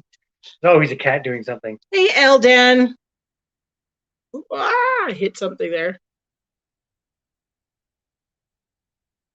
Let's get it back. That's a good point. I'm kind of, I just jumped to the bottom, so if I missed anybody, I apologize. But actually, I'm going to go back up. I've never actually looked up David the Good, to be honest. I should probably do that. But yeah, Drops is right too. Like as far as from the eating qualities of the squash, you've got the summer squashes, which you're eating basically immature, and then you got the winter squashes, which you're eating mature. But you've got 4 main species that comprise those. I am 90% sure, 99% sure that all the quote unquote summer squashes are cuprepepal, but you can eat some of the winter squashes mature too. So if there is a few that they tend to eat them that way more, pending, but they don't seem to be as common in North America. We're still on the pumpkin conversation. I'm going through and putting up some interesting ones. No, that's awesome. You're better. Your fingers are smaller than mine. Well, I don't know. I'm reaching across the camera a lot, but so this is a video we need to watch. Yeah, we'll try to find that one. Mm-hmm. I like. I went back up, but Chris's comment about purposely not growing the green sweet peppers because they're so cheap. That's where he gets into the. It's like us what we said about the corn and the broccoli. It's true for the time invested. It's not an expensive thing, and maybe for some of those things, it all depends on like what your purpose is, right? Because it's like, I don't know. You can pick on mass-produced chicken, for example. It's cheap, but if you have issues with the process, that may not be of enough benefit to not grow chickens yourself. Yeah. Like, chickens are one of those things for us when you've got the space. Chickens are, I'm jumping to livestock, but they're like a no-brainer. It doesn't really matter. The chickens are always pretty much worth the effort, put it that way. But I think that's where it gets hard, because that's where sustainable is tough, because sustainable means a lot of things to different people. And it may not always be just as simple as doing everything yourself, which is impossible. It's not that some people can't, but it's really hard. But I think Family Made was right. Like growing. Sorry, I haven't gotten that far, have I? I'm still working on it. Oh, you're good. The decision to grow only what you know you and your family will eat. That's a big thing, and that's something that we factored in. We had some discussions with the kids about what they like, what they don't like. I mean, we know some things that they like and don't like, but just to get a better idea of how they like to spend their time versus what they like to eat, because that also affects it. Mm-hmm. Well, and that's the thing. Like, that's where I pick on the corn, because it's like I don't personally grow enough corn to match what we actually consume, and it's so cheap to buy it. You might grow a little bit for eating fresh corn on the cob, but as far as storing corn, I wouldn't grow corn to store. So it's like and this is one for me, and Chris loves them and I can't, is peas, shelling peas. Oh my gosh. And we grew them this year. I know, but it's one of those things for me. I'm just like, shelling peas are not my thing. They're not doing fantastic this year. And we put in a pretty big patch of Lincoln shelling peas. We'll see how they do. Mm-hmm. We'll put it that way. We are, sorry, I don't know if you didn't answer, Elle, did you? No. We are Ontario, Canada. If you want more specific than that, we can. I'm not sure. Where are you? the Drops has got a comment about the Hubbards. Squash are a funny thing, because a lot of the squash that you find are the ones that transport the best. So, and I'm sure there's resale value too, because depending on where you are, I'm sure there's things on, what sells well. Like in our area, it's all butternut and acorn squashes. Yeah. And spaghetti squash. Those are kind of like the three big. Which I can't stand spaghetti squash. I don't know how that's a those are the popular ones one. that seem to sell the best. And but they probably are easy to, outside of like various pumpkins around Halloween, everything else is pretty few and far between. You can find it, but it's at a normal grocery store, it's not very common. But like Indiana Backyard Gardener's saying, you go to a farmer's market or stuff, it's different. Now, the one thing I do know in our area about squashes is from a selling point, and this is another thing that factors into some of our decision making, is we are to the point that we don't really see a lot of hope to really, quote unquote, profit or sell stuff. We know lots of people do, but we would just like to try to reduce costs. Yeah. And so that's another part that factors into what we're going to keep growing or expanding on, or not expanding on, or not growing anymore. And is what actually brings our expenses down, as opposed to. And some of the decisions are going to sound funny at first, but I think when we can. Now the lights, you can see them. The lights are going dim. I'm like, uh-oh. But yeah, it's just one more of those things. It's like all the different factors that vary into it or go into it. And I think I commented back to Miles today. It's one of those things when you break everything apart on its own, it's actually very easy to just say, well, yeah, that makes perfect sense. That makes sense. That's something that's doable. But then when you start adding them together, that's where I think homesteading, I'm not gonna say falls apart, but gets hard, because once you start adding it together, it isn't just growing broccoli. It's growing broccoli and everything else at the same time. So if broccoli is hard to grow, then it maybe doesn't make sense. That's kind of going back to the earlier conversation. Well, and this is it. And the one thing that we're finding is the farm has to. Here comes we're going for round 3 here, it seems like, because the lightning's coming and now the thunder's getting close again. Okay, the count. I've got the problem is I can't time it right to say that before it does it. Oh, well, yeah. You'd only, but you could, every time you see the flash in the window behind us, you can count. How's that sound? That'd be kind of funny. Although sometimes I see it over there. It does it, but yeah. What was I going back to? Yeah, Chris saying going back. It keeps jumping ahead on us. It does. It skips ahead, and then we end up having to go back. But I would say, sorry, I'm going onto the kids being picky. Our kids aren't too bad. It was interesting to have them be honest about the things that they liked and didn't, because I think sometimes they do stuff just because they think that we think it's a good idea, and like they both admitted that they do not like the goose meat, which they'd never said before. And they still may or may not be on the table. Well, we'll see. That's a hard one, just because they don't like it. It's a hard one to get rid of, because they are very economical meat to grow. But it's all things to consider. I'm going back. I probably have missed a few people. I apologize. But if you spend more money growing something than if you bought it, is that sustainable? It could be, depending on the reasons. Right? If it's costing you more, but your product doesn't have, I'm just going to say it's not sprayed with pesticides or whatever that benchmark is, then it could be. If your product's different, we always say this all the time, because there's some things where it's like, if you were just eating regular grocery store stuff, for example, you wouldn't buy lamb.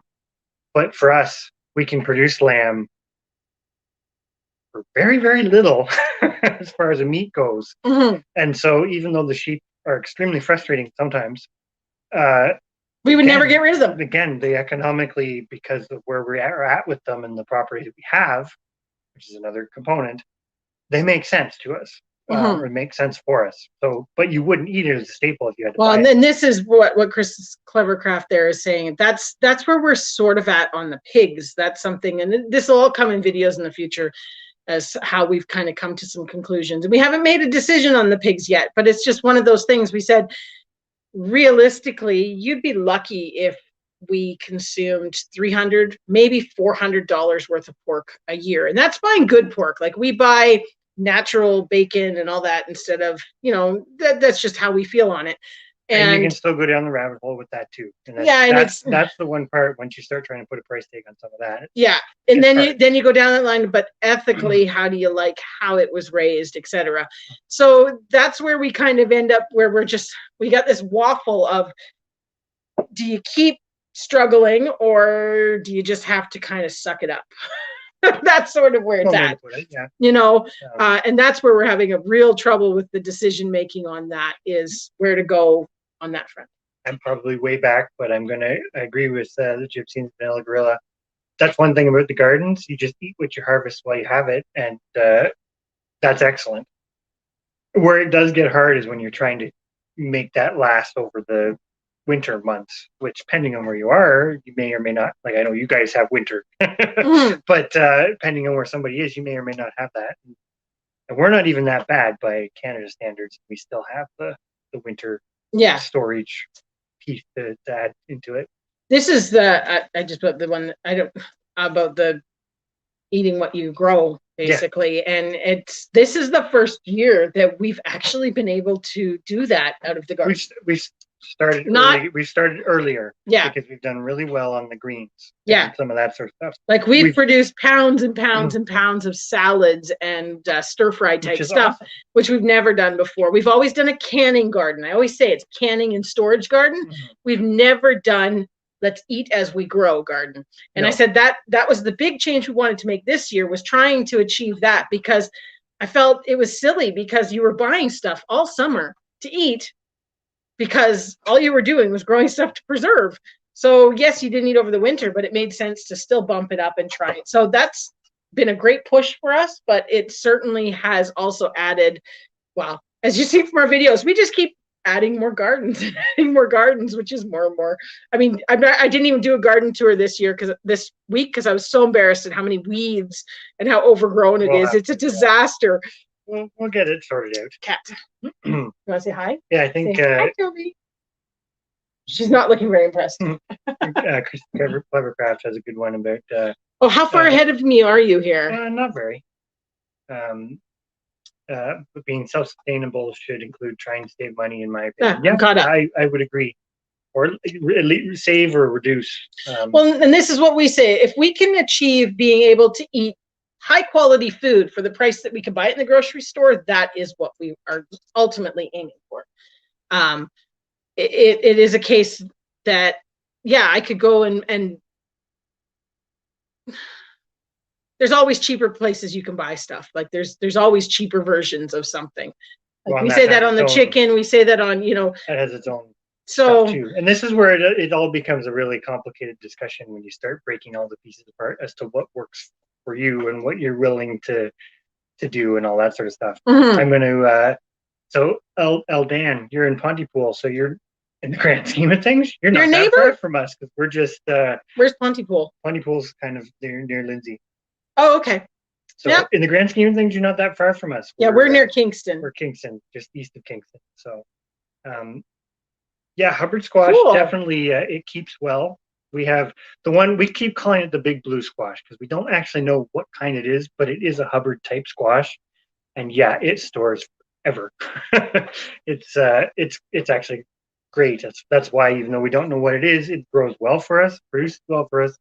We like the flavor of it. And one of the few squashes that we know the animals do like too. So if we have too much of it, we can always kind of feed some to them. Cindy Squirrel has hit it on the nail for me. That is my problem with shelling peas.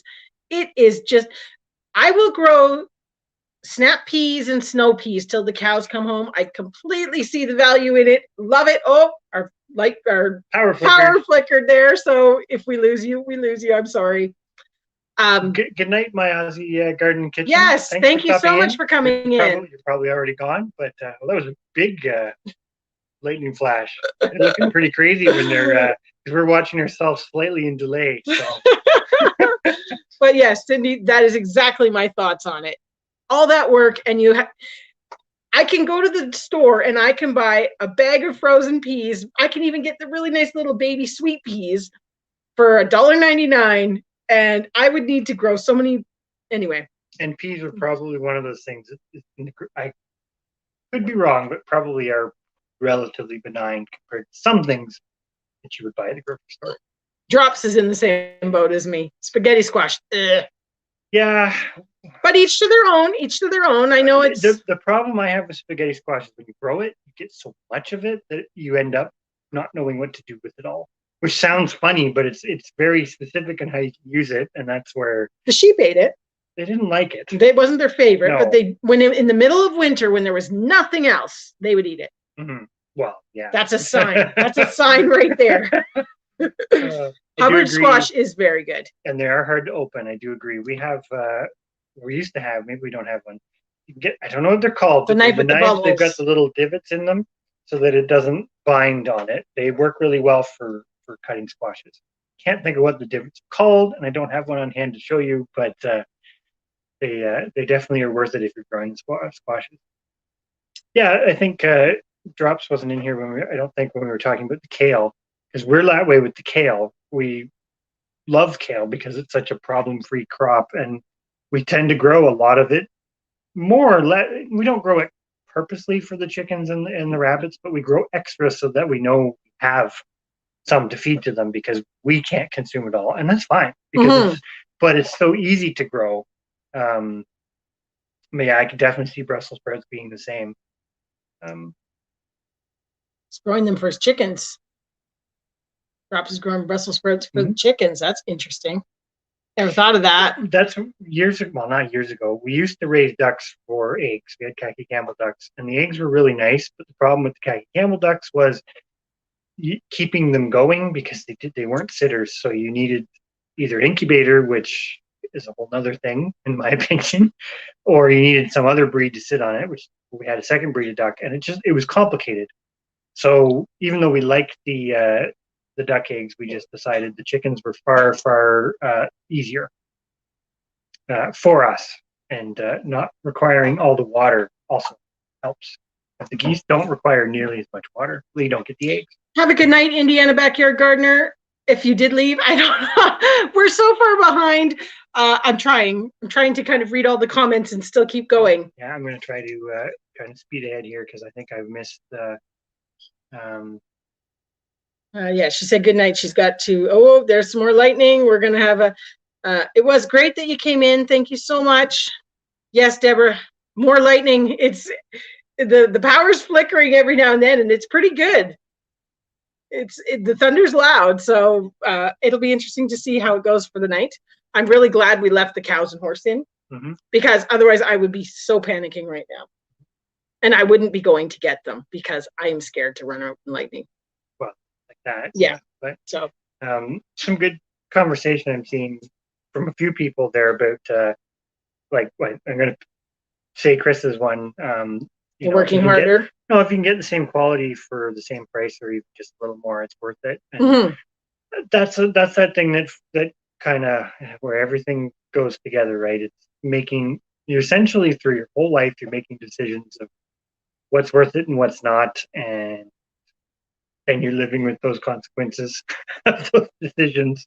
And yeah, that's basically, without getting into specifics or how we've weighed the pros and cons of things, we've given a few tidbits here and there, but we're just looking at, we want to simplify, we want to move to a model that's more about saving money than it is making money, because I know so many people. It's a slippery slope when you start wanting to make money. Well, agriculture, even homesteading, you kind of always hear about that. Hey, you can make some money doing this. Hey, you can make some money do that. Yeah, it gets to be a slippery slope. It's like pigs. It's like you raise wiener pigs. Raising 2 wiener pigs for yourself is fine. Raising a third one to sell is not a big deal. Raising a fourth one, eventually it becomes 15 or 20, and you can just see where that's going, right? And I don't know, for people who, sometimes I feel when people aren't doing it or only doing one part of it, it's like we live in an area where there's a lot of people that have not a lot, but a number of people that have cattle. But that's really all they do. They don't have gardens. They don't raise chickens. They don't do any of that stuff. They just they're in the cattle business. That's totally different. from trying to save money, because that you're inherently trying to make money, right? Trying to always kind of upsell and whatever. So, and sometimes people don't understand that. They don't understand the difference. They just look at it and go, well, why would you do? When we had the goats, it's like people would be like, why do you have goats? They're not worth anything. You can't. And they didn't get it because it's goats. It's not a cow that I can, take to the sales barn and get $1,000 for, or whatever it is. Yeah, that's getting on a bit of a tangent, but a little bit. But it is just one of those things of trying to find a balance between life and the farm.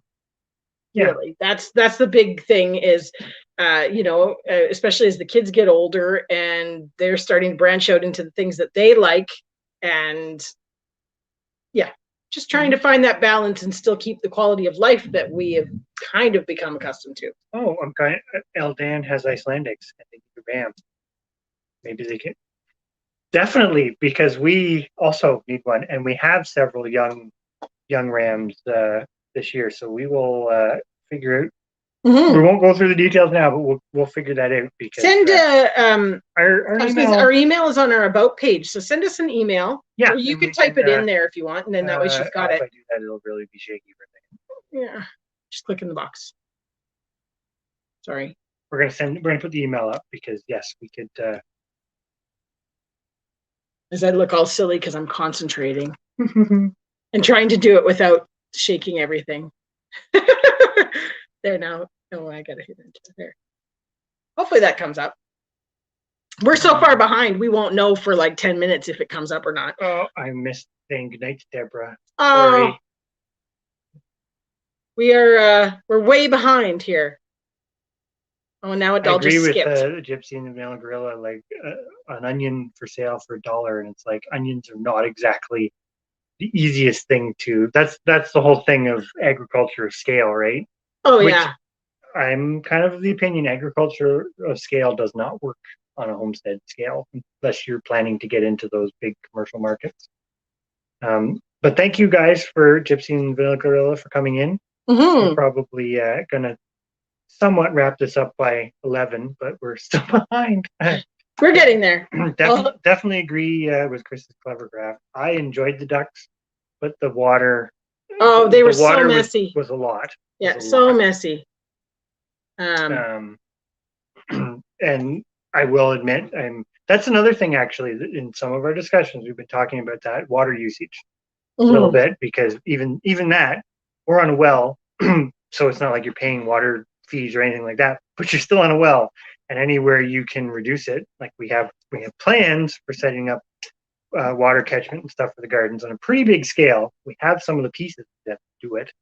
But we also are talking about ways, and we have done this over time, because you guys are only seeing things since we've moved here. Like when the big thing changing from the ducks to the geese, even though geese are still waterfowl, the water consumption is like a third of what it was when we had the ducks. Oh yeah. Then they don't make the mess. They don't dig around the pool. They don't make, the geese are so much cleaner than the ducks.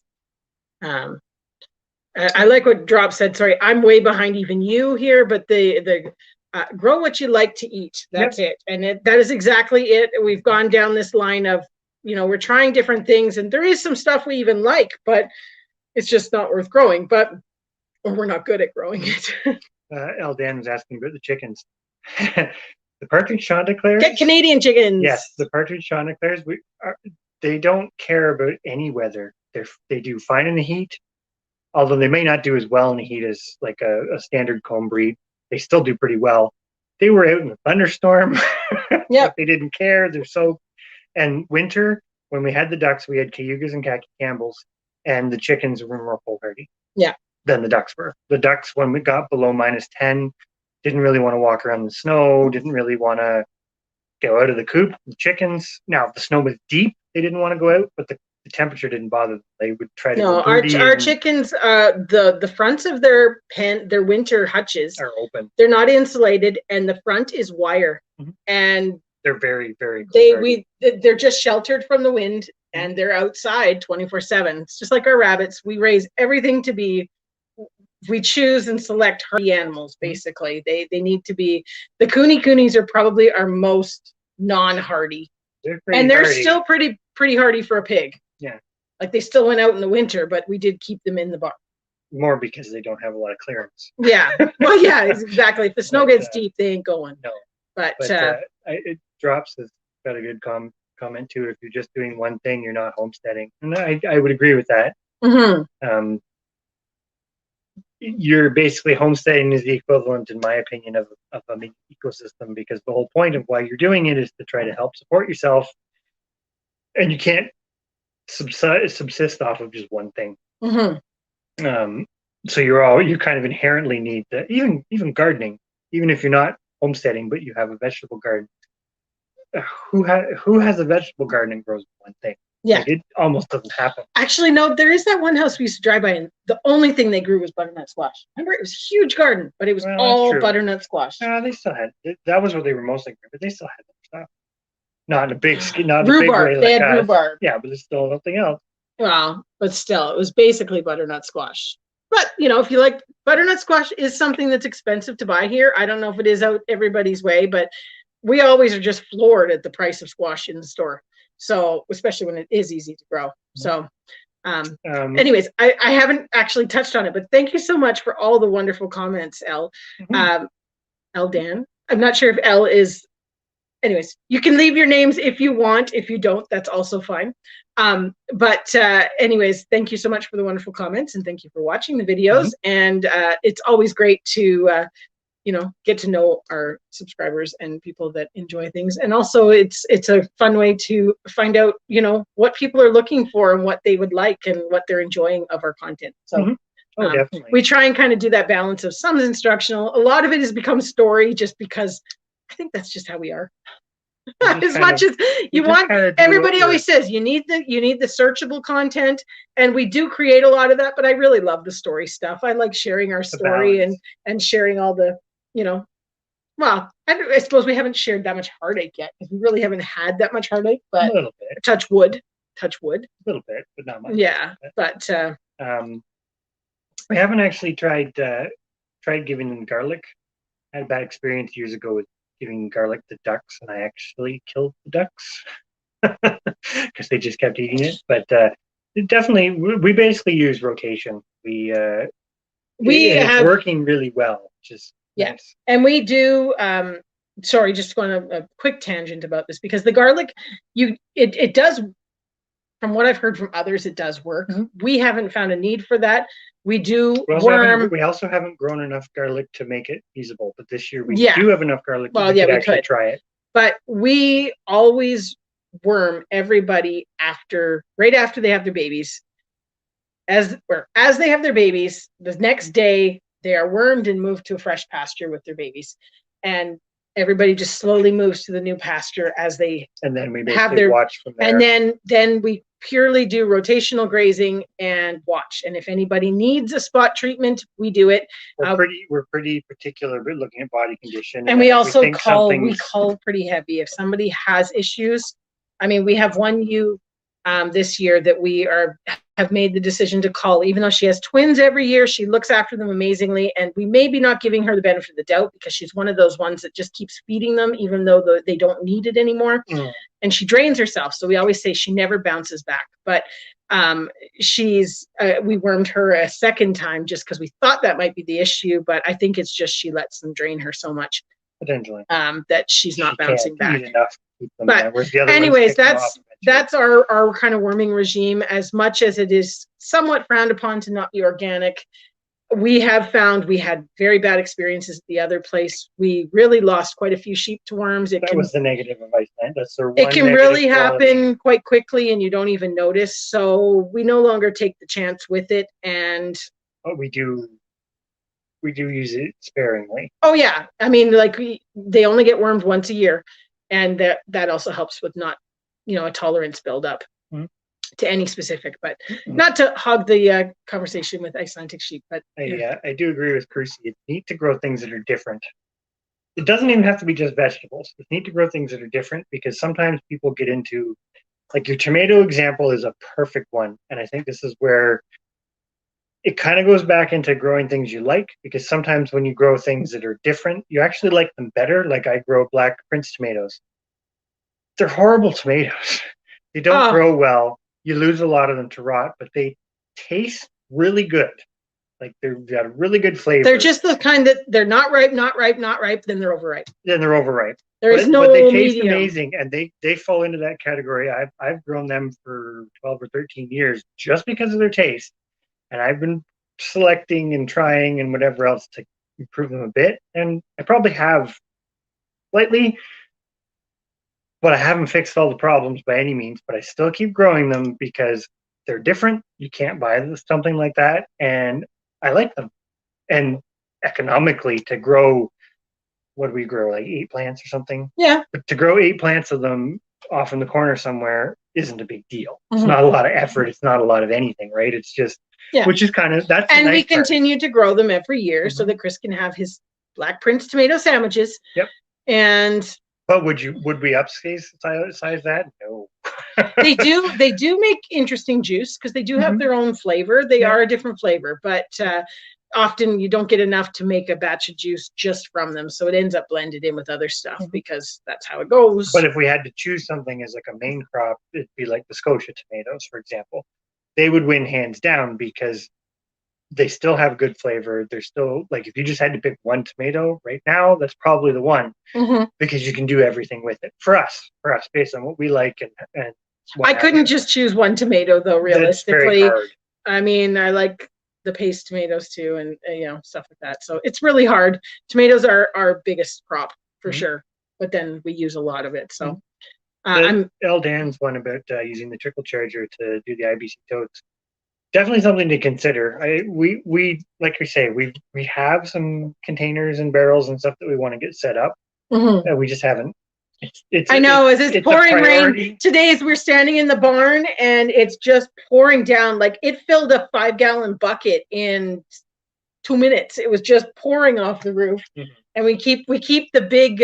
We've got so many water troughs, the big black rubber water troughs, and we just have them beside the barn to catch what falls off the roof. But that works really nice for watering the garden that's right by the barn. So yeah, well, we're getting there. It's that's the other thing too, right? Finding the balance. We moved here, a year and a half ago, moved everything with us, made some changes before the move, made some changes after the move.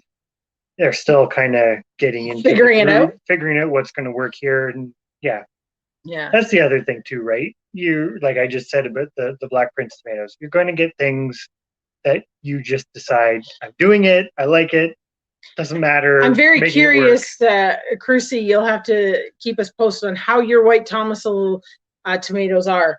Ours are real, like, I don't think they're not doing well.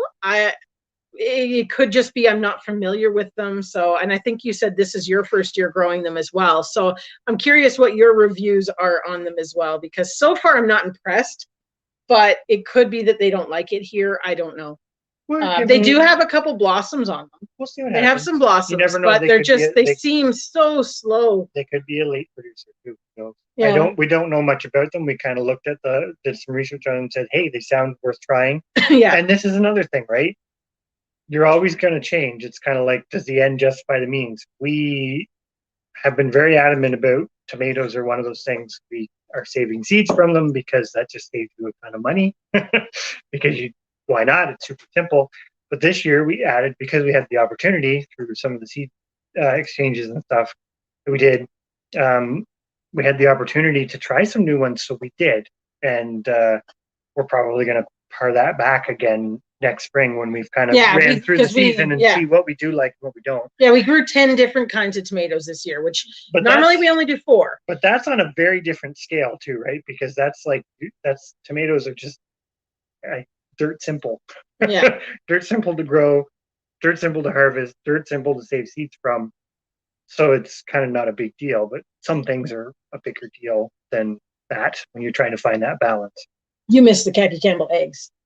I do miss Khaki. He often says he misses the eggs. I would love, but it's a slippery slope that we are not going down, because then somebody says, Well, we don't use incubators, and they don't sit their own eggs. So then you have to get another type of bird to sit the eggs. And then you have to. If we ever got ducks again, I would be Welsh Harlequins because they will sit. But I'm really not super keen on it because of the cost to feed them versus like the geese. The geese are just so cheap. So cheap to feed. So Drops, how was the stealing? Hopefully it was good. Yes, hopefully it was worth the it's not midnight there, I guess. Yeah, the midnight robbery. Yeah, chickens. Worth the theft. Definitely can agree with what Chris is saying there about sometimes you feel like, is it worth it? Is like we do this too, and I think we're pretty much on the same. Like we're not going to stop doing this. We just may change how we do it or what we do, but you do wonder sometimes. Is Romano the same as a Roma? Possibly. I'm wondering if Romano is the same as a Roma. We call them Roma tomatoes. That's what I've always grown as my paste tomato. No, they might not but be. But this year I switched to San Marzanos. Yeah, which we really liked last year. We had some. But this is our first year really trying it. They were ones that we got from a friend, so I'm curious to see how they grow here as to whether we stick with them or maybe we'll be trying Romanos. It's possible. 3 eggs out of 5 hens. I missed that's what I was going for. I think this one you already talked about though. Yeah, it's always that balance. What's worth focusing on, what have you. We do that about the house. Our house is in relatively good shape for something we bought, but there are things we want to do, and they always get bumped for farm. Yeah, we both do it. It's not I'm doing it or you're doing it. We both do it. Yeah, the house goes on the back burner. It's like the porch that we talked about at the beginning. We've been talking about the porch since we moved here. We wanted to have it in before this winter. Whoa, that was a good one. That was going to be a loud thunder. But if we need the porch to store the, now we have fig trees, we're going to have to build a porch. But basically, the way our house is set up, we bring the wood in from the back doors, and there's no porch, and it's just a couple stairs coming into the house, and it gets slippery, and it's awful, and it's quite frankly, I think dangerous. So we need a porch there so that you don't get a snow buildup and things right in front of where you're working. Yeah. And it'd be nice to be able to haul the wood into the porch so that the dirt and the wood guck doesn't come into the house. You stop there, or less of it does. Whoa! That was a good one. That one shook the house. But yes, so that's my scoop on that. Mm-hmm. That's I was Drop said about the 3 out of his 5. So that's, to be honest, that's about what we're at too. We've got 2 groups with 5 hens in them that are basically, we amalgamated all the chickens that didn't sit, or were done sitting, or they'd finished sitting and left their babies. And we're about 3 eggs out of 5 every day. So we get 6 eggs a day, half a dozen. But that's okay. We also, all the rest of the moms are with chicks still, or we've gotten rid of them. Yeah, we kind of constantly do a little bit of culling. Yeah. But culling, or some of the good ones we do sell.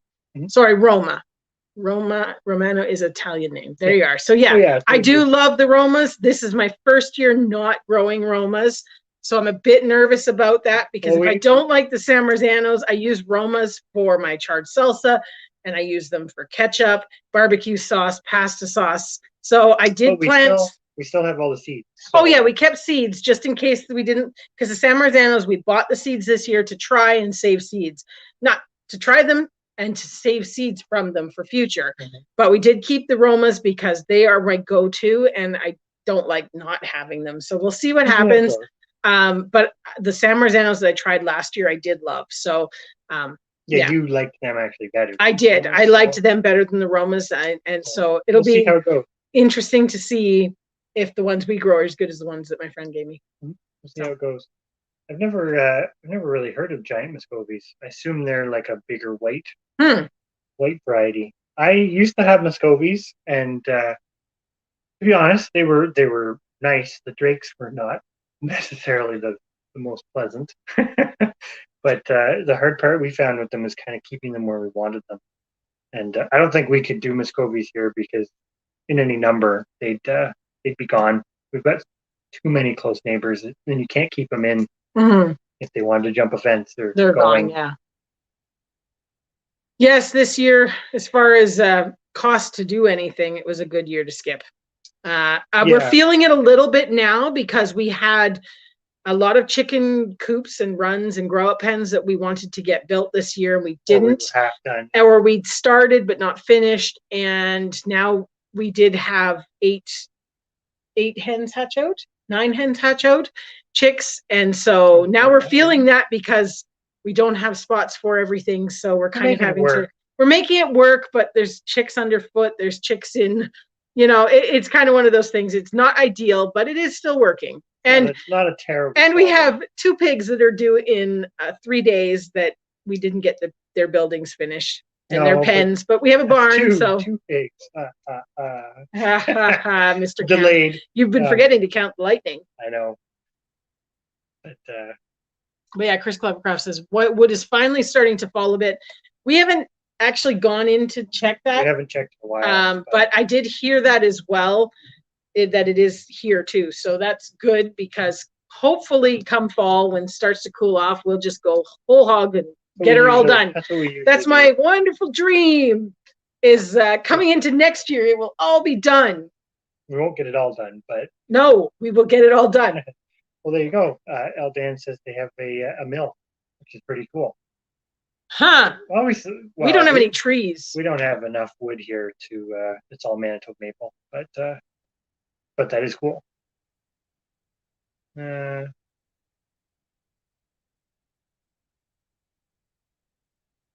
Oh, okay. We'll have to watch this video to see how yours look. Ours are taller than that, Percy, but just really spindly. What I'm curious, because I haven't grown in a while, but I used to grow Amish paste tomatoes, which my friend Miles does grow, and I used to find that they looked sickly when they were younger. And you kind of would look at it and go, oh, that doesn't look like it wants to grow. And then they just kind of got to a point and they just went boom. I'm curious with the white Thomas hole if they do the same. Yeah. So we're going to see how it goes. And we'll follow yours too, Crucy, and see how yours do. Because if ours don't work out and yours do really well, then we know we're doing something wrong. Yeah. Or they just don't like it. Or they don't like it here or whatever. Anyways, it's just an experiment this year. There were a lot of seeds that we got in the Canadian Seed Challenge swap. And we thought, you know what, we're going to try the tomatoes and see how it goes. Yeah, something different. Yeah. So we may just take you up on this lumber discussion. We'll be working out deals for lumber and sheep.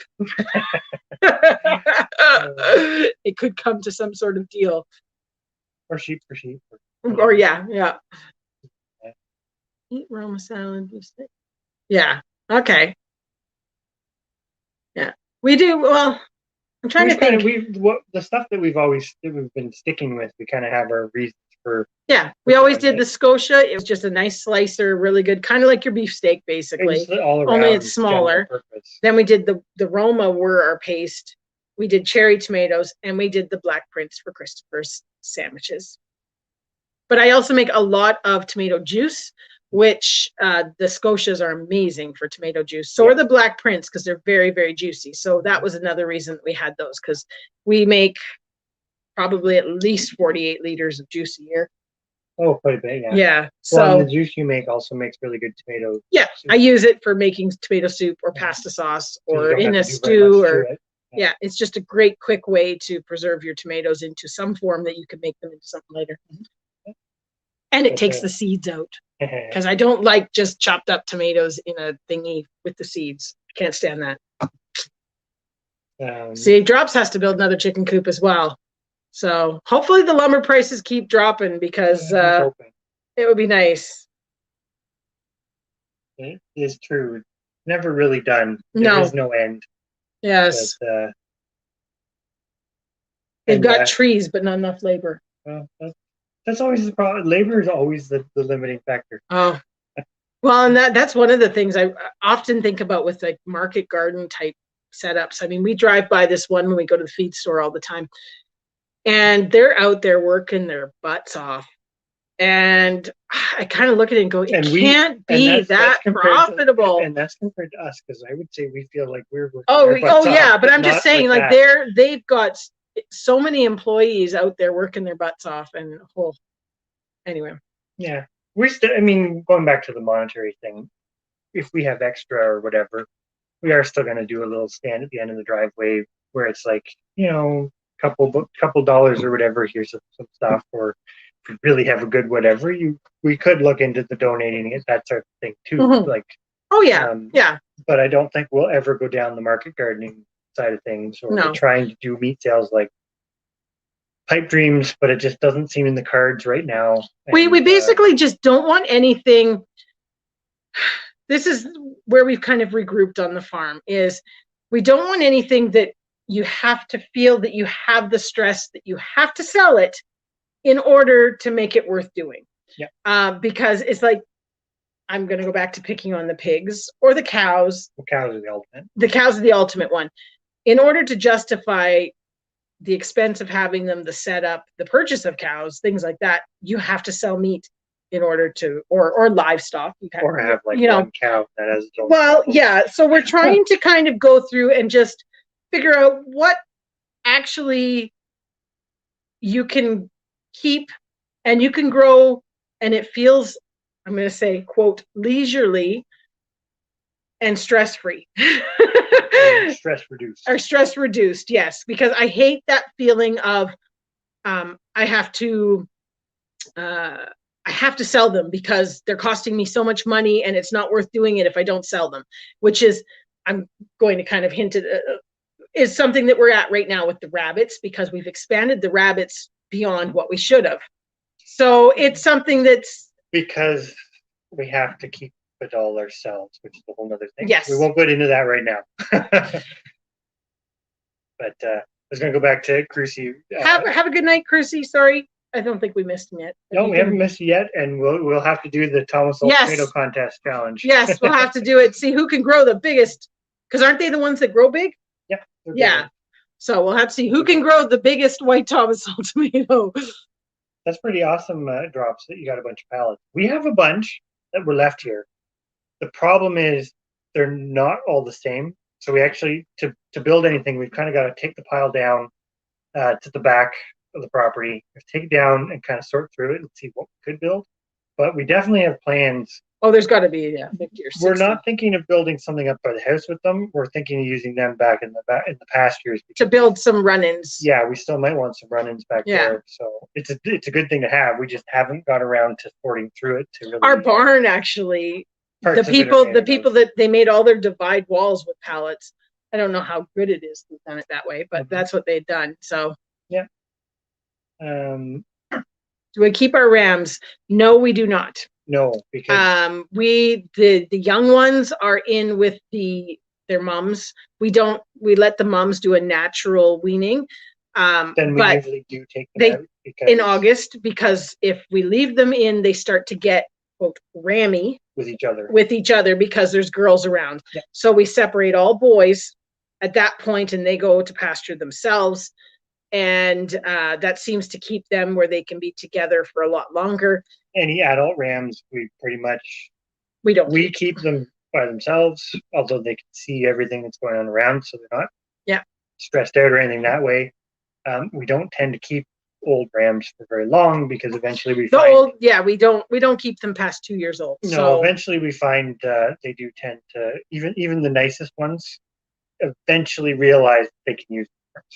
Yeah. On not so much us, it's when they fences start and doors, when they start figuring out that, hey, I'm big enough, I can throw my weight around. Yeah, and it, like we have found that they can be the friendliest animal. They can be a total pet, and as soon as they seem to reach that maturity age, 3, they become a jerk and toss their horns and use, kind of We end up just saying nope.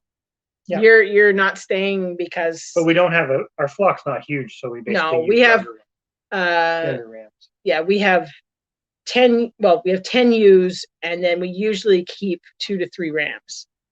But like we say, they don't stay. So often we have them. We use them, and then they're butchered after use. So we put the rams in with their breeding girls in November. And then they're usually butchered January, February time. I think this year we were March. March. Because we did it ourselves. Yep. So, but anyways, we are a kind of an all in, all out when it comes to rams, because they're the difficult ones that we find we have to keep separate. Now, saying that could also be because we keep multiple rams, which does cause, hey, Bland's Promised Land. Hello, thanks for coming in. Yeah, having the multiple on the property does seem to cause conflict once they get older. So if you only had one, like we do know people that their ram just after they have their babies is back in with them.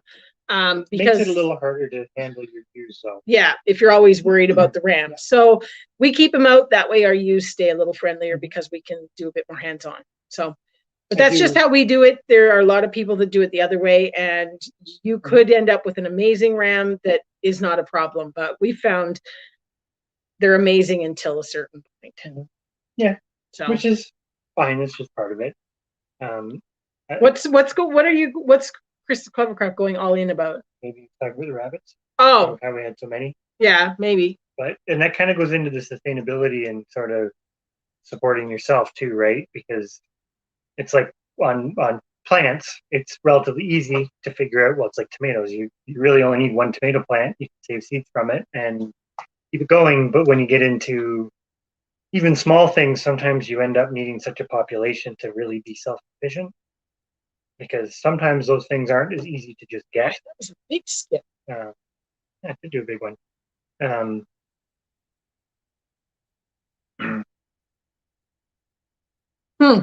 That's interesting. That's my problem. Actually, I don't have any. I haven't had any. That's my problem. Touch wood. I haven't had any issues. I'm not a go to the doctor kind of person. So, we need to make sure we de-stress. Everybody needs to de-stress. Yeah. And I think that's a great thing to do. De-stress. Actually, to be honest, I find the farming aspect, the day-to-day is so relaxing. It's the other stuff that's the problem. Yeah, it's also like if I only had to do the day-to-day and I didn't have to do fencing and buildings and figuring crap out. I will also say this, and this is just a little tidbit of a whatever. The things that you can be sustainable yourself, and I'm going to use the rabbits as an example, even though it may not be a good example. You can keep enough rabbits to basically keep rabbits without ever buying another rabbit ever again. Yeah. Now, take the food component and work out of it completely. But you don't need to be dependent on anybody else. Once you get yourself set up, you never need to buy another rabbit. You can set yourself up that way. Those kind of endeavors are, I find, less stressful than getting into things, and this is going to sound bad, but where you are constantly dependent on others. And kind of like what we were talking with the sheep, we usually use 3 rams. The reason we usually use 3 rams is because in a given year, if we couldn't get another ram from somebody, we can still breed sheep. We still have enough diversity. Now, are we going to have enough sheep that we never have to buy another sheep? No. But that's just one method of de-stressing the sheep for us, is that by using those 3 young rams and, getting the opportunity every now and then to pick up or trade a ram with somebody else, periodically, just it reduces the pressure. Whereas if you had to do that every year, like this is kind of our thing with the cows, you've got to figure out AI or whatever it is all the time to make that thing work. It's just extra steps, and it feels like extra stress to us. We like the things that you can kind of say, yep, I can do most of it myself. We don't like to be dependent on other people. I should say he doesn't like to be dependent on other people. No, you don't like to be dependent at all. If I could be, but in reality is you are always dependent. I know, the feed store loves you. Well, and that's the other part too. That's the other part too, of trying to figure out. And that's why I said rabbits are in some ways not a good example, because rabbits will eat you out of house and home. Yes. They're still great. They still produce you a lot of product, but they're kind of the means to the end, right? If the end is a ton of meat, but the means to get there didn't balance out because of X, Y, and Z, then you kind of look at it and go, and that's all related to your time, resources. That's where it gets very individualistic. It's not I'm not saying people shouldn't raise rabbits or shouldn't raise cattle, or not what I'm saying at all. I'm just saying you've got to balance out what works for you. Bettina, I know this is already way back in the comments, but you should know by now, we just keep going and going. So it doesn't matter what time you arrive. We will probably still be here. Yeah. Well, and that's Chris clarified too. If you're going to produce for a market, you have to go all in. Exactly. Yes. You basically have to. It's like if you want to produce chickens to sell, you pretty much have to be up and running the year you start with all your infrastructure. And if you're doing broilers where you have your 13 weeks and whatever, you've got to have that all timed out, or else you get to the other end and it just kind of flops, which is very different from, because that's what the market expects, which is very different from, say, us with our Partridge Chanticleers, where it's like we've basically justified them the reverse. They are, I'm going to say this, they're worthless as a commodity chicken.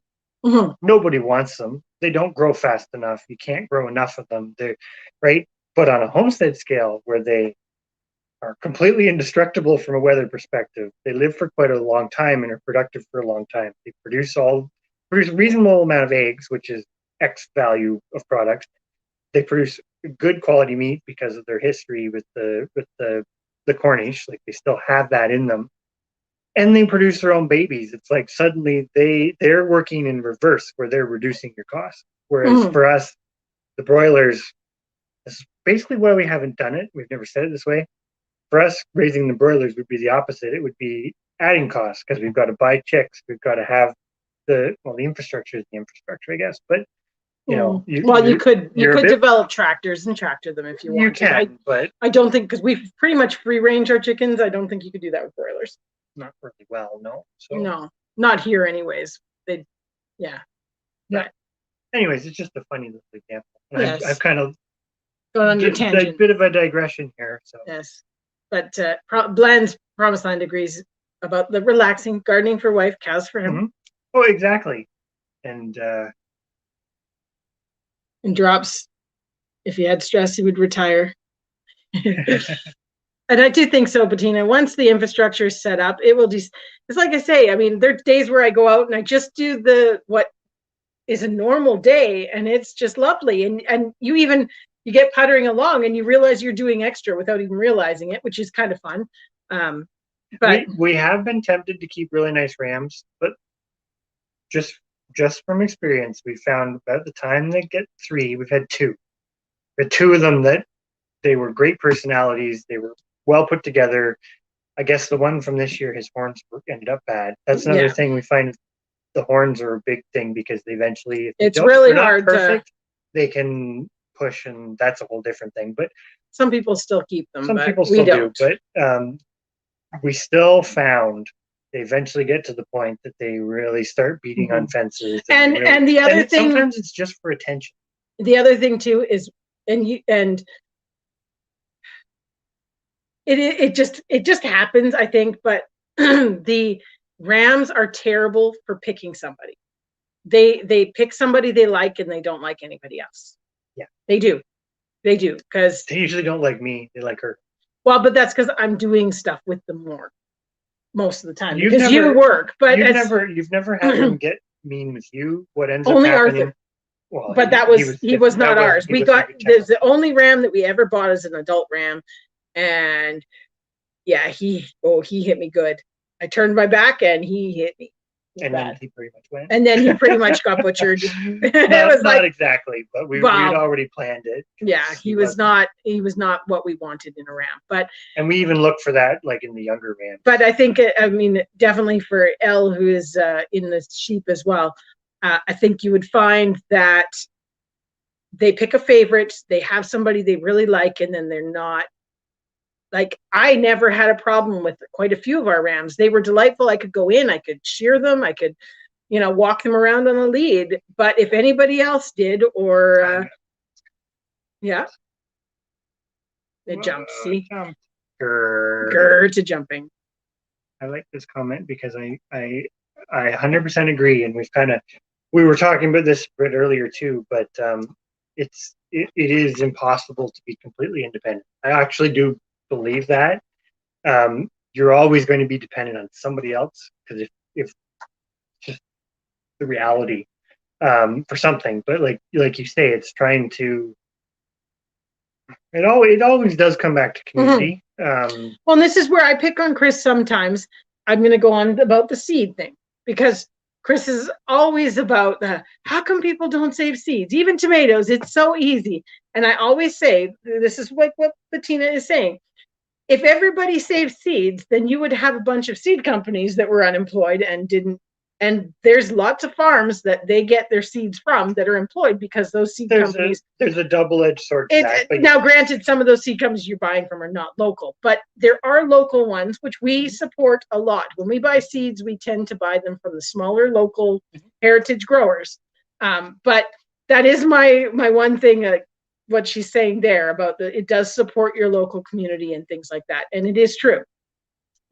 It is just nice to get independence on a few things, so that if you couldn't get it in your community, you have it. That's all. I do agree. You are right too, Bettina. People do put the broilers out. I've never actually raised the broilers. I did do an experiment years ago between I had the Cayuga ducks, which took like 20 weeks to mature, versus Peking ducks, which were more of like the conventional market duck. And the feed difference between them was astronomical, and the utilization of the pasture was astronomical. The Cayugas were way thriftier in their 20 weeks, ate far less than the Pekings did in their 12 weeks, and they actually used the pasture as opposed to destroy it. And it kind of is, it's hard to quantify it, but that's what we kind of see with the Chanticleers. They're still chickens, but I don't know. It would be an interesting experiment to actually try, but I don't know if we ever will, because we're so far into it with the Chanticleers. We'd almost need somebody else to track their costs. Like, this, what it cost me, infrastructure aside, this is what it cost me versus. Yeah. Anyways, but it's hard. We've tried to pull the numbers apart, but I do agree. Well, and this year we are keeping a lot better records on a lot of things too. Well, and anything you're raising for meat, this is my opinion, you kind of want to give it the best life you can, which is our one dilemma with the rabbits. It's hard. Yeah, it's not impossible. We're not terrible, but it's still hard. How do we deal with predators? Really good fencing. Good fencing, and we bring everything to the barnyard at night. Yep. And well, one thing, this is kind they're not in the barn, they're still fenced in, but they're up near the barn in good. And this is kind of in a bit of a nutshell too. We don't get rid of predators unless we start to notice a problem. With the exception of raccoons, because raccoons always end up being a problem. But like, we have quite a few coyotes. We raise the sheep. We make sure the sheep are always behind a good fence. The coyotes that we have don't, like, they're local territory holding coyotes. They don't cause any problems. I went for a walk in the back. What was that? That was end of last week. I went for a walk in the back, and I came across two coyotes. They were walking on the same path as me. They were just back there hanging out. But the other thing too, I do agree with you, Bettina. You can definitely do it, but the other thing is, you eventually get to the point where if you're keeping any ewes, they all end up being his. You end up needing. So our way of doing, and we always say this to the kids. Any male animal, roosters is the same way. You could keep him for a lot longer, but we usually get to the point where he's kind of flooded the herd, flock, whatever, and then we tend to move him. So it's that same thing. You're still giving him the best life you can. It's not like he's stuck in a head gate barn and can't. All our rams all end up with about a 1 acre pasture all to themselves usually, and you have to go out and mow it because they don't can't eat it all. But yeah, it usually ends up being more of the genetic sustainability side of it. It makes more sense to move on the ram, and you're still utilizing him. We still, like, that's one thing we like about the Icelandics. He can be 3 years old, he's still tasting. Oh yeah. So, not to be whatever about it, but if you're eating them anyways, it's not like he's wasted. Yeah, we tend to because we do butcher 5 or 6 sheep for our freezer a year. It tends to be that it's the rams. Well, they're one of the ones that we said. Yeah. How far am I here? I think I'm behind again. I'm just putting up a few comments. They're good comments. We've kind of touched on stuff already where I'm just behind. Yeah, Drops has a good point too. It's like we still do store quite a bit in our freezers, and that's something we need to improve on because of the power grid stuff for sure. So we're not there yet by any means, but I do agree with that because that's something we find with the chickens. Like even just the processing days, they're not all ready at the same time, so we tend to have it spaced out. And you do find that we're kind of a hybrid between the old way of you butchered them as you wanted them, kept them alive through the winter, and sort of doing small groups over time, right, as they're ready. So a small group could be like 3 or it could be 10 or whatever, and we usually end up finding we eat a couple of them right away, or like, so we don't end up, we store a lot in the freezers, which we do need to get better with, but you're still reducing it a bit. It's kind of in between. Oh, that was a big jump again. Yeah, the chat is just jumping here. It's good though. I hope others are having good conversation. Yeah, we're missing stuff, I'm sure, and I apologize for that. Did you say in somebody's live the other day that you were moving Drops? I think that's what he said, didn't he? Yeah, he said he was moving west, or east. East, sorry, be closer. That'll be an adventure. Yeah, he's right. Basically, it used to be that somebody, if you're going to eat, you went out and picked the chicken that you're eating. And I think this is that's such a good statement, Bettina, and that's sort of how we operate. We always say our animals get one bad day, and really, I don't think they even know that they get a bad day. Well, and this is another, just one more thing that's factoring into this. Does the means justify, does the end justify the means? Because I'm going to pick on the rabbits for a moment. I don't think our rabbits are poorly looked after. I think compared to some rabbits, they do pretty well. But at the end of the day, the rabbits are the one thing. And I know people do colonies and they do other things. We've tried it. It just didn't work for us. It's not working for us to do it that way. And they're the one thing that we have to bring everything to it. And they're stuck in a cage. And when you have the land to potentially do things like the sheep, where they're in a pasture, but they're still out basically free roaming and eating apple trees. It's extensive versus intensive. Kind of getting to the point with a lot of homestead stuff where I think the extensive is better. Even on a small scale, extensive is better than intensive because intensive is always more work. Now, that being said, I don't mean like the square foot gardening. That's intensive, but that's different. That's not kind of what I'm getting at with that. But that definitely factors in some of the decisions that are coming. Where am I? No, we don't. We actually don't have a dog.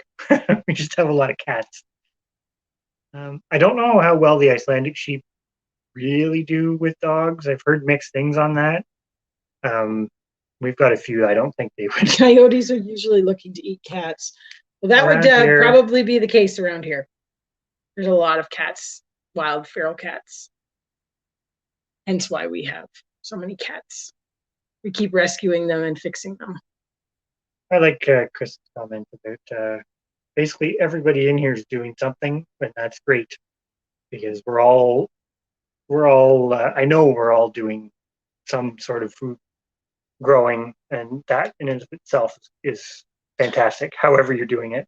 Well, every little thing can it counts. It still counts. Yeah. Whatever scale you can do it on, it's doing. Isn't that what you said you wanted to do for a shed wars tip? Was the best tip that you could ever give somebody? Just do it. Just do it. Forget about the rest of it. Do it what works for you, but just do it. But, yeah. we're so much time. overthinking. Yeah, we We're overthink. overthinking it from a perspective of somebody coming into it because we're probably very overwhelming, but that's because we've been doing it in some fashion for so long that we're just kind of focusing. Mhm. Yeah, it drops is 100% right. You only need so many roosters, and it doesn't mean that those roosters need to have a bad life, but at the end of the day, your chickens in the long run will do better when you select, and that's the same thing with the rams too, right? Like any livestock. We just operate a lot on our farm in a all in, all out bump genetics fast. That's for us the easiest way to remain sustainable is not to flood your genetics. Things were the best animals to keep it sustainable long term, in my opinion, are the ones where you can keep multiple females that are unrelated with relative ease, i.e., they're not going to overproduce you to the point that you don't know what to do with all their offspring or fight with each other or that kind of, like the sheep are a good example, right? You can have a flock of sheep and those sheep can be diverse, and therefore even from our own flock we can use ram lambs that are born in it, not all the time, but you can use it helps to bring costs down to not have to buy one every year. Exactly. Yeah. Or buy multiples every year. Yeah. And chickens work well that way. Sheep will work well that way. Cows kind of do, but there's obviously inherent problems with bulls if you're going that route. But it's like the pigs, the rabbits, those things have litters, and so it gets harder with them. But again, that's a digression.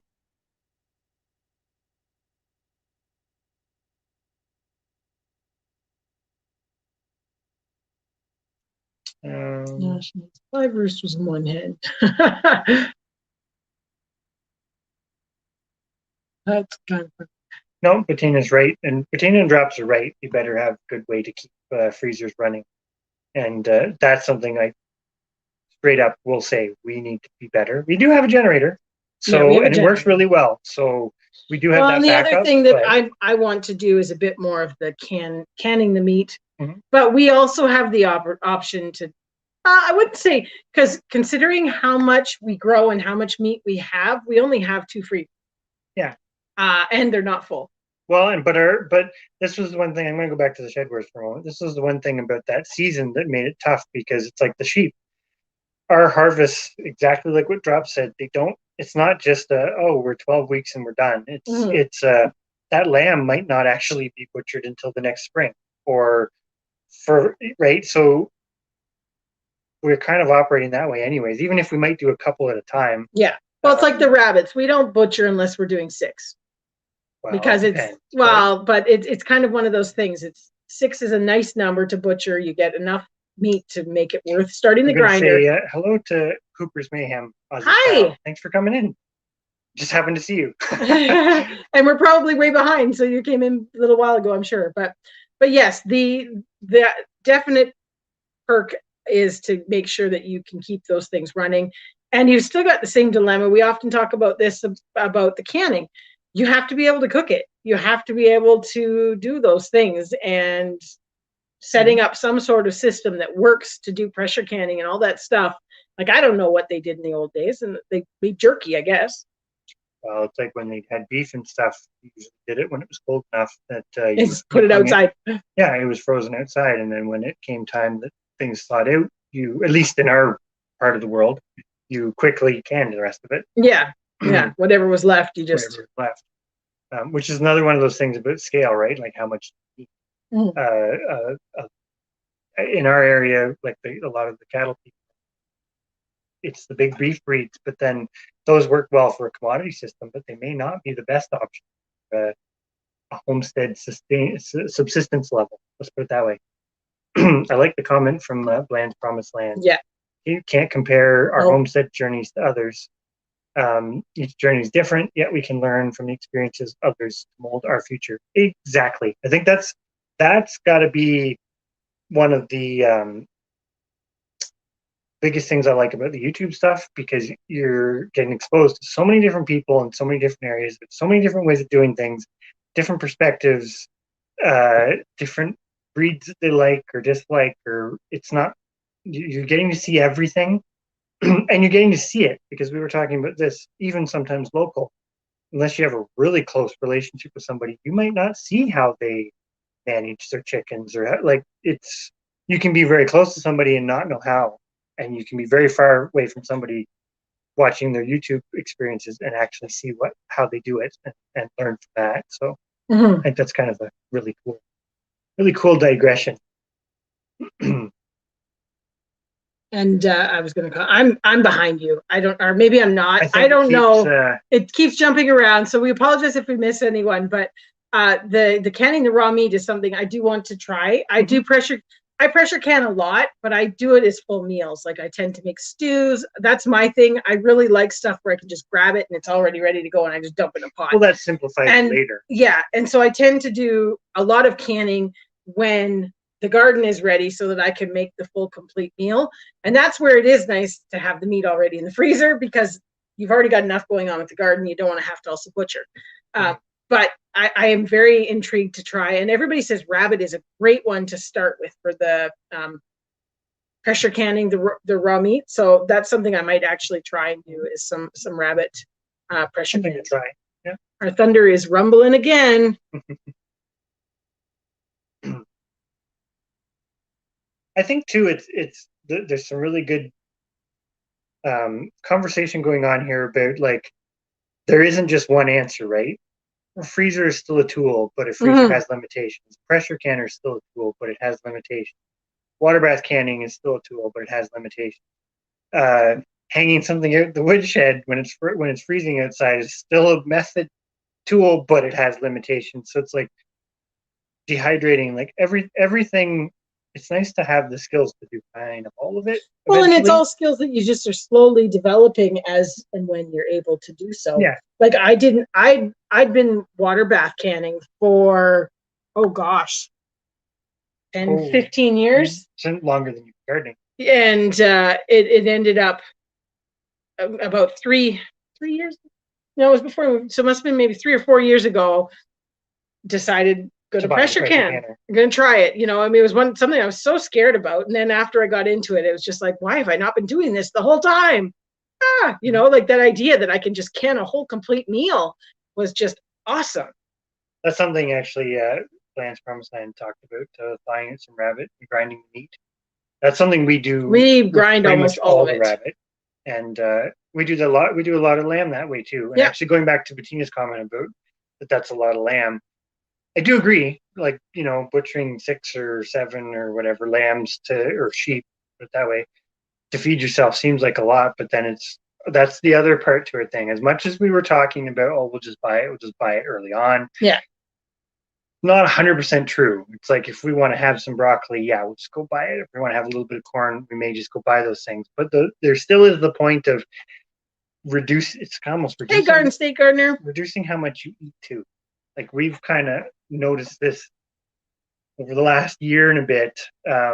I would say we're eating less. We're eating better, but we're not eating as much. Are we perfect? No. But that goes back to the how much do you need, right? Like, I struggle with sometimes. Like, you can go on to forums online, homesteading forums, whatever, and you're trying to do, this has gone on for years, you're trying to do research on what breed's the best to raise, or should I raise cows or goats or whatever. Just pick something, right? And there's lots of opinions and lots of different ways of doing things, which is great. But I find a lot of the times they end up digressing more often than not towards the bigger is better mentality, which is like our pigs. A lot of people will come and look at Kuni pigs and go, they're really little.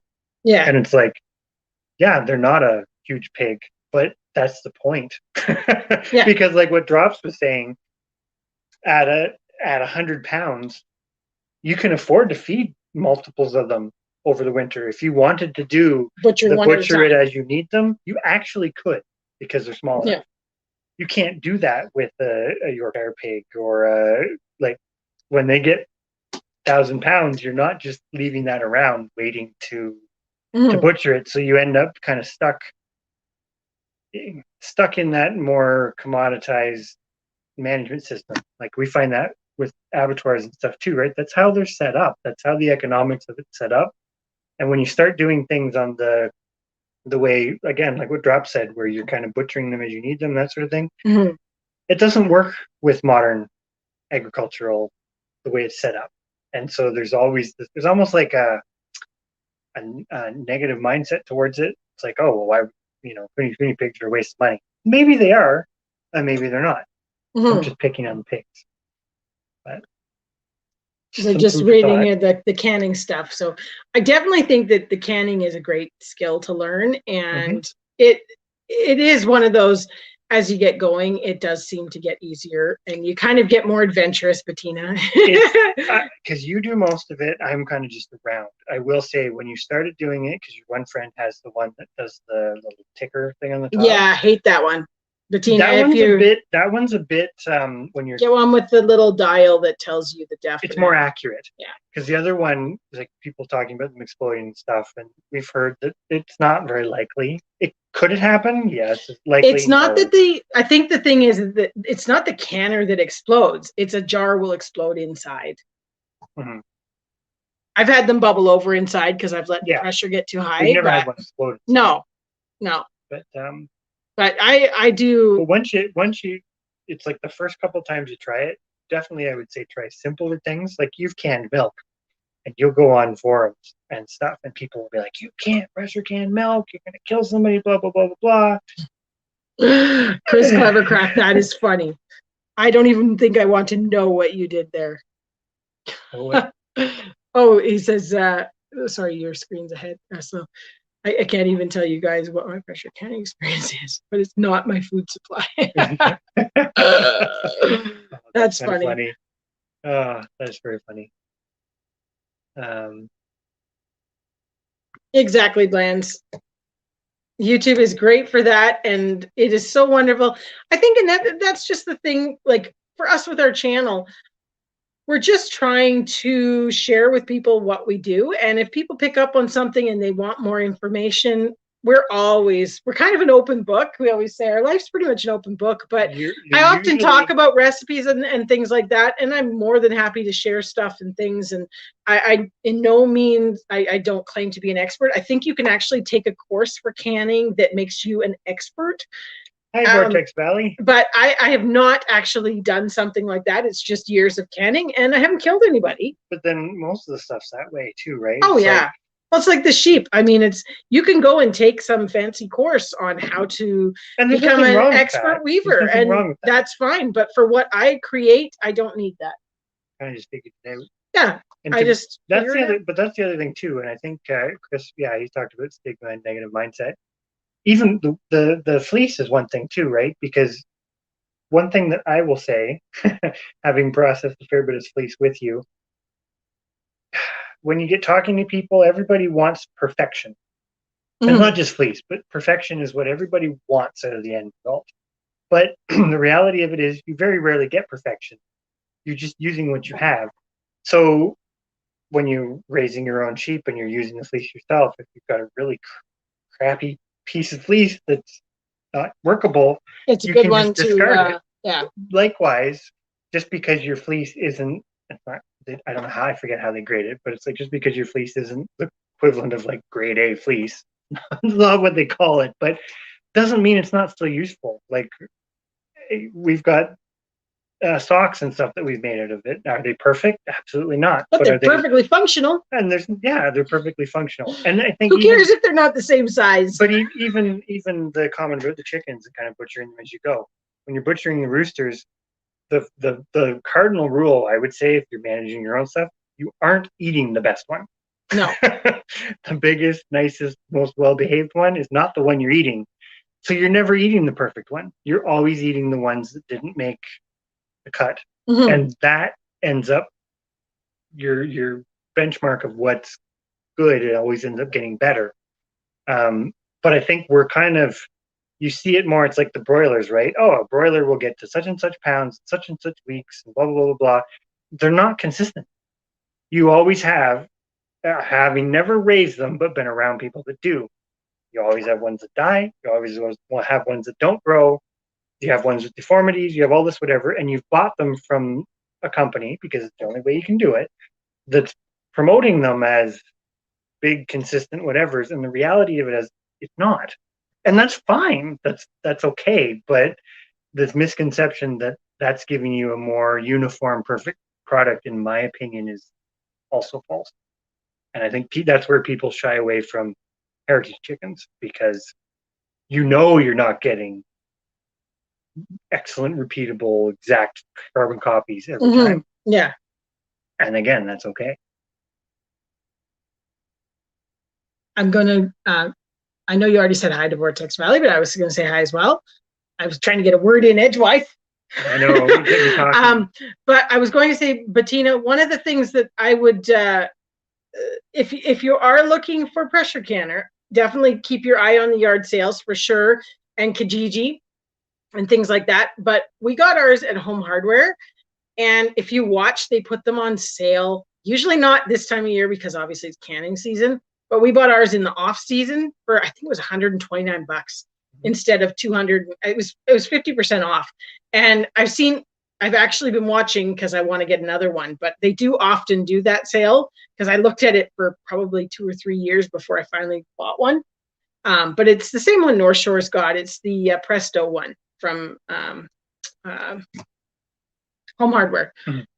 So anyways, they do come up on sale, and sometimes they're really good prices. I don't know if Canadian Tire does one too. They might online now because everybody's gone to having more stuff available online. But the Home Hardware one was a good one. So hi, Homesteading Pastor. I think somehow I missed you in there, but hope you're having a good night.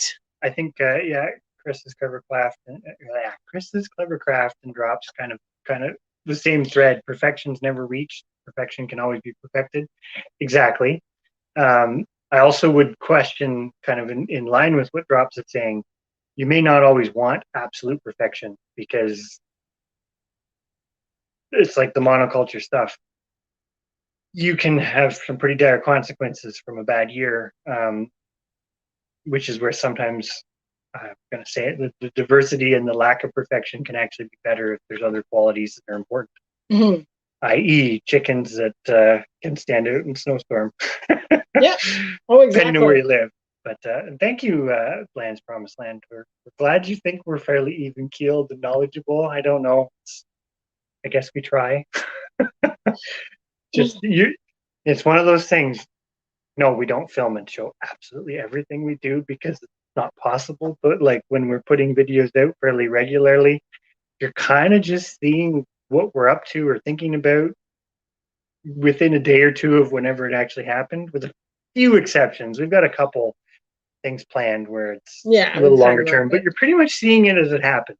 Well, and it's really like the one thing we found as we built our channel that is so fascinating is the feedback that comes from people, because sometimes you're still in the thought process, and we share that and we put that video out there, and you get feedback from people that really influences where you go with something. And that's the part that I love about the community that we're building and built up here, because and people that and the people we met, I value everybody's opinions and thoughts and knowledge, because there's so many people out there that have so much more knowledge on things than I do. Granted, there's stuff I've got great knowledge on, but I don't have knowledge. It's like what Chris says, you can't know everything, you can't do everything. So it's great, but it's also good to, I thought you were going to say I can know everything. No. But one thing I also think is a good quality to have, just to apply to anything. If you don't know, being okay to say, I don't know the answer to that, rather than trying to pretend that you do. That's something I find. Again, I'm taking this from my biologist background. Some people are very quick to try to convince you that they know everything, and very few people are willing to say, hey, actually, I don't know the answer to that. Mm-hmm. I can look into it, or I know a little bit about this, might be applicable. And you're still showing that you're still learning. I think most people in the homesteading / prepping overlap, put it that way, I think do fall into that category. everybody wants to keep learning, and that's good. Mm-hmm. But sorry, bit of another digression. It's getting late. There's time for lots of digression.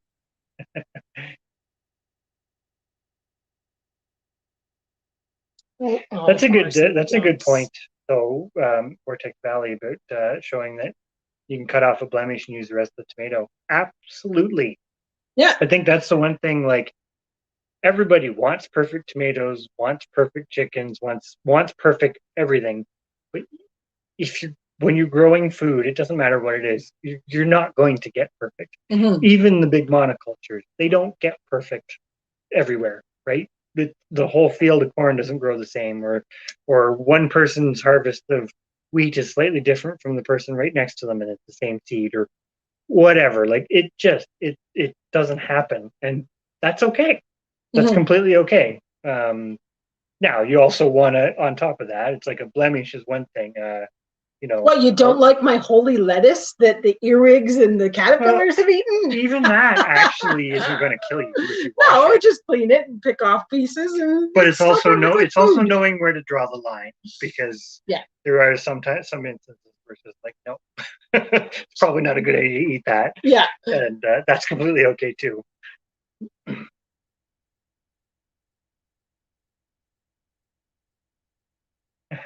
You're only 99.9% right. That's funny. Oh, I'm getting really tired of this thing jumping, because then I got to scroll all the way back. Hi, Davis Family Farm. Hey, how you doing? We've been rambling for a long time. Yeah, so. We're still here. I think it's almost 3 hours. We may be ending. Okay, we're going to cut it off in 4 more minutes. You do have to work tomorrow. Yeah, that's true. Normal work, not well, and farm work. Farming. But I don't know. It's all interesting. I think this is like one of the first lives where we've actually kind of had a quote unquote topic. Mm-hmm.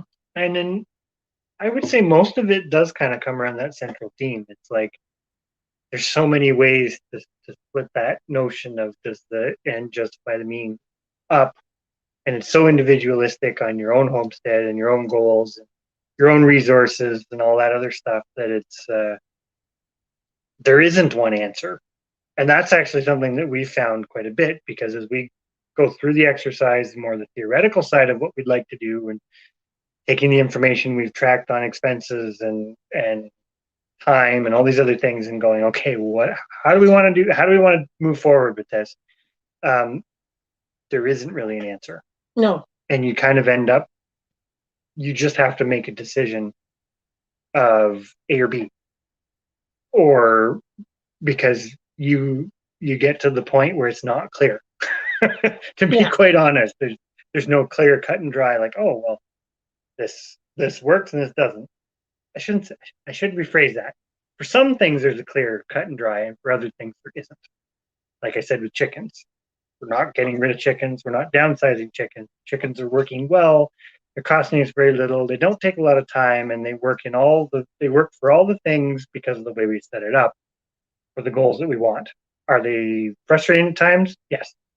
But that doesn't outweigh the That's like the same thing you say about sheep. Yep. Some days it's just like you want to just send them all down the road, and then they are worth it. Yeah.